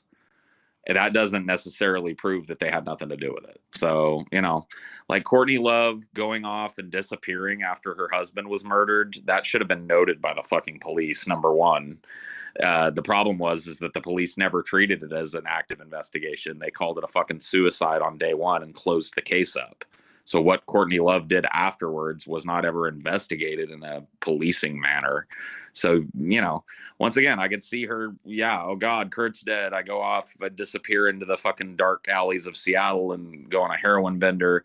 I could see that reaction being like, oh fuck, you know, I gotta lay low for a while because Kurt got killed and shit. And I'll let this blow over and fuck, what have I done? You know, even that, she might have even had remorse after the fact, you know. It might have been driven by remorse. Like her disappearing, remorse at what she had done, not wanting to face the press, not wanting to talk to people about it. You know, I just don't think it really proves much of anything. Yeah. So, I mean, like, even taking it face value, I don't know. It doesn't, like, some dude that was like, she was really sad, therefore she didn't do it. I don't know. It's not very strong. Now, I don't have the fucking, I mean, Paul's brought up some of the stuff that's like inconsistencies with the case. And, you know, I'm not jumping to any conclusions. I don't know if Paul is either, but no. The conclusion that I jump to when it comes to the Kurt Cobain shit is I feel like the Seattle PD and possibly a federal agency ought to reopen the case, re-examine the evidence as it's presented, talk to Tom, I'm trying to remember what his last name is, the fucking private dick that Courtney hired to find Kurt after he went AWOL from the rehab in France or Amsterdam or wherever the fuck he was, in Europe somewhere. He goes AWOL from this place. She hires this guy. This guy takes extensive fucking notes and suspects Courtney knows more than she's letting on from the jump. Notes tons of inconsistencies in her story. Like when Kurt was missing, if she was like devastated when she found out he was dead, she was worried that he was dead when she hired this guy. And the first time she met this guy, she was all strung out in lingerie with a chick that she was like having a lesbian affair with. So it's like, you know what I mean? Like if Amelia went missing, you know what I mean, and just was nowhere to be found, I'd be fucking inconsolable. You know what I mean? So just seems to me there's a lot of shit. There's a lot of inconsistencies. I don't know for a fact that Kurt was killed or killed himself. I think there's enough shit to warrant looking into again. I love the person whose only comment is Nirvana sucks, lol. I know. It's like, all right. Like, thank you for your fucking what a fucking brilliant, like, like who cares? Even if that's true, like even if that's somehow even objectively true, like what does it have to do with anything? Has nothing to do with anything. Shut up. You're so dumb. The person too stupid to fucking participate. Yeah, and I always This is- see what is my tendency to shine a spotlight on that though, you know, like, hey, look everyone, another dumbass. It's like, okay, Yeah. well, what did I gain from doing that? I usually just ban them. See, Yeah. that's why I've instituted this like super locked down rule based structure over on Ideology. It's because people like that dude would be fucking gone. Right, absolutely. Instantly. Just too dumb to fucking participate, too stupid to add anything. I know that at some point, like if I keep doing this, if this ever fucking like starts to get more popular and shit, I'm gonna have to like figure out some fucking more like I might have to just like go get like an off-site fucking chat or something that I can fucking do, because like this YouTube one will just get unfucking manageable at some point. I mean, you know, a lot of the fucking lefty bread tubers have that off-site chat shit. Which is like almost like I see why. Sergio Ribeiro, 499. Did you like Apt Pupil? Do you think it was Stephen King adaptation? Under the Skin is the same vein as Hereditary, The Lighthouse, and The Witch. Well, that sounds like up my alley. As for Apt Pupil, I'm intrigued by the premise, but I was not impressed by the execution. Yeah, I kind of feel the same way about it. It was not a super memorable film. The scene that I remember is Ian McKellen trying to lure a cat into his house so that he could stuff it in an oven while it was still alive, because he just wanted to cause suffering to something. I thought that was a pretty crazy scene, but honestly, the rest of the movie I barely remember. I remember he's a Nazi and some kid finds out that he's a Nazi and wants to learn Nazi shit from him or something, because he's like a budding psychopath, but then he has second thoughts about it, or I don't remember. It sucked, whatever, you know, it wasn't that great.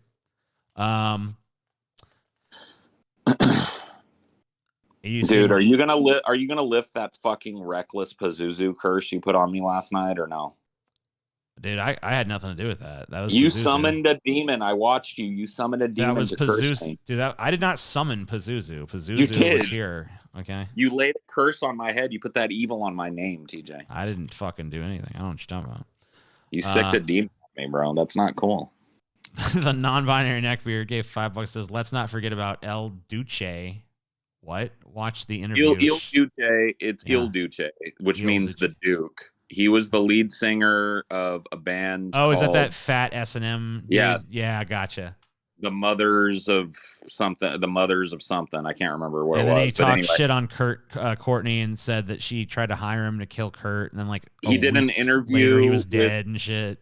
He did an interview with that British muckraking journalist that did the first Kurt and Courtney documentary that he got sued for. And in that documentary, Il Duce says that Courtney Love like offered him $5,000 or $50,000 or whatever it was to kill Kurt. He turned it down. And then days after that interview was filmed, Il Duce was killed by a train. Yeah, got hit by a train. Yeah. Which, if you see the dude, it's actually not that hard to see that dude accidentally getting hit by a train, in fairness, but pretty fucking coincidental fucking timing on that shit, right? Motherfucker, 3 days after he gives the interview, he's dead. It's kind of weird. Yeah. I mean, strange. It's definitely a notable coinky dink, if nothing else. Yeah, for sure. The Mentors, that was the band's name. Yeah, they were just like a gutter punk kind of like metal band with an S&M theme, you know. Oh, you know what really the fucking shitty thing is that dude that was doing that documentary got up on stage and like started lambasting Courtney, because Courtney Love was getting like this free speech award, and he was like, this bitch has been trying to silence me fucking nonstop. So it's pretty ironic she's getting this free speech award. And he goes up there and tries to do his speech, but his cameraman at that moment fucking has a fucking panic attack. And basically just like drops the like films like the bottom, it films his feet for like 2 minutes or whatever. Yeah. That was a crazy documentary. What was that called? Kurt and Courtney? Kurt and Courtney, yeah. Yeah. The other one is Soaked in Bleach. That's the one that has the kind of narrative of the private investigator. It's built around his case notes. Gotcha. So that one's really good. They're both actually really good. The first one is more muckrakey. It's obvious, like British tabloid journalism. Yeah, it's kinda very stuff. tabloidy. Like, we'll get to the bottom of this shit. But both of them are worth watching. They raise some interesting fucking questions. I'd like to watch App People, but Bryan Singer is a creep and might have ruined Brad Renfro's life. Well, yeah, that's true too, I guess. But I don't know. I don't really factor that into my calculus of whether I'm watching a movie or not. But yeah, you're free to, I guess. But anyway, it's not really worth the conundrum, to be honest with you. Oh. Montage of Heck is really good. Yes. What is that? It's like a collection of Kurt's early. It's like you'd have to watch it. It's animated, so it's got like a ton of like drawings of his and animations based on. Right. Yeah, like his little comic. I've seen his notebooks and stuff. So. Right. It goes through his notebooks and his like a lot of like stuff you've never heard before from him. Yeah, go. Pretty neat. Someone else just asked if we'd seen it, so that's fucking good. Yeah, Frances Bean made it. His daughter, I think. Oh my god, when did TJ ban me? Lol. What? Now is the answer. Have I banned you? Because you're here. Oh, is a Soak Puppet account though? I don't know. I might not have banned you. It might have been one of my mods. They like to ban too. But usually they only ban people who deserve it, so you probably just did something really stupid, right? No, App People's, I mean, no, it's not worth watching, I'll be honest with you. It's really not. I mean, you can if you want, but I don't know, you're not. I would watch Matt Jarbo's movie In Search Of first. Yeah. If I were you. If you're looking for a real challenging piece of film, that's the one. Yeah, that's the fucking, it is challenging. Paul said he's going to try to watch it tomorrow for his patron's ideology. So we're going to try. We're going to give it the old college try. Give it a shot. Maybe we don't make it through. Maybe we skip to the end or whatever, but we're going to fucking try. Yeah. Which account were you, Soak Puppet? Who were you originally? So we know why you were banned. Because it was probably Mendacious C. That's why he's asking you. You're probably not going to tell us, huh? Ban the entire chat. Is it the old man guy? I don't know. Oh yeah, maybe it is. It's probably old. It's probably the old man guy. He wants to old man me some more. Yeah. What do you think about that, old man? You're an old man, old man. Deleting all my internet presence now. Paul's like, well, I had a good run, but then I started getting called old man, and now it's just done. It's over. Had to close out someday. Yeah, dude. When is I want to fucking ask Matt when the follow-up film is, dude. Come on. Oh yeah, dude. Where? Well, we've got to make that happen. We've got to do. Yeah. In Search of Bad Ben. The crossover of the century, dude. Yeah, let's get the fucking Swamp Ape in there too. Fucking why not? Why not? Yeah. Get his big stinky dick in there too. Yeah, get Swamp Ape up in there. That movie had one of the best payoffs of any film that I've ever seen. Which Swamp Ape? Swamp Ape, yeah. Yeah. You talking about the dick? The dick, yeah, the dick reveal. Made that whole fucking movie worth it. That's so true. The fucking cock reveal. It was a beautiful thing. Do a sequel to it and make it an action horror like Aliens. Yeah. This is the action fucking sequel to In Search Of.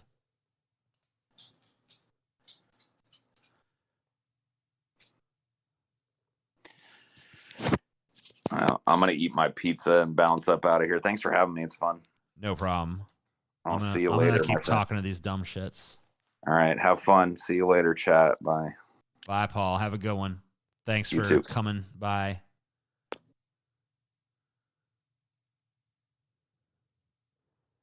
Paul's ego, ladies and gentlemen.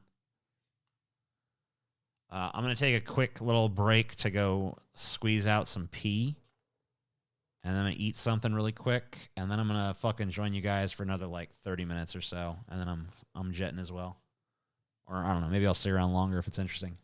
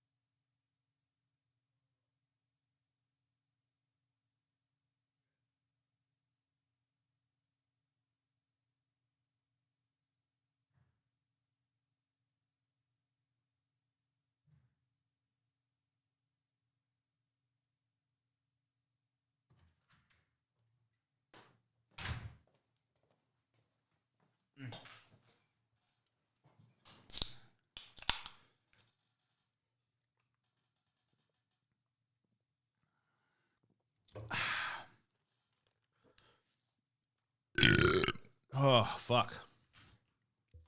Good shit.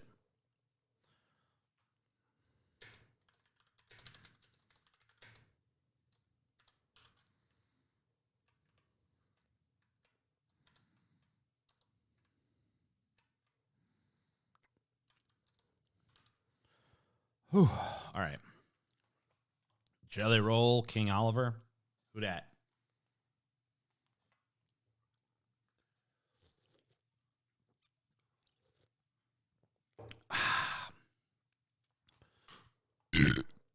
You know,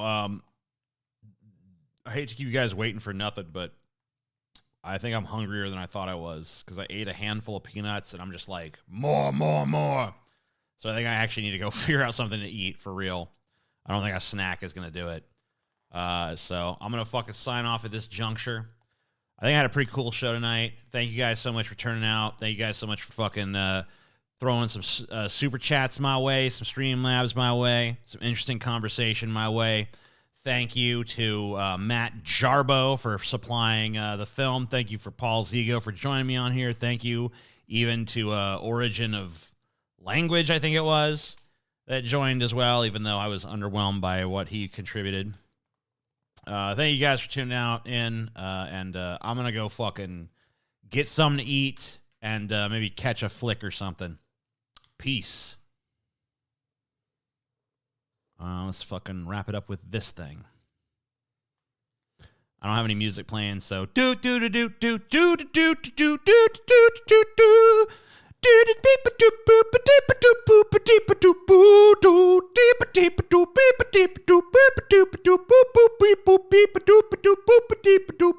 Boop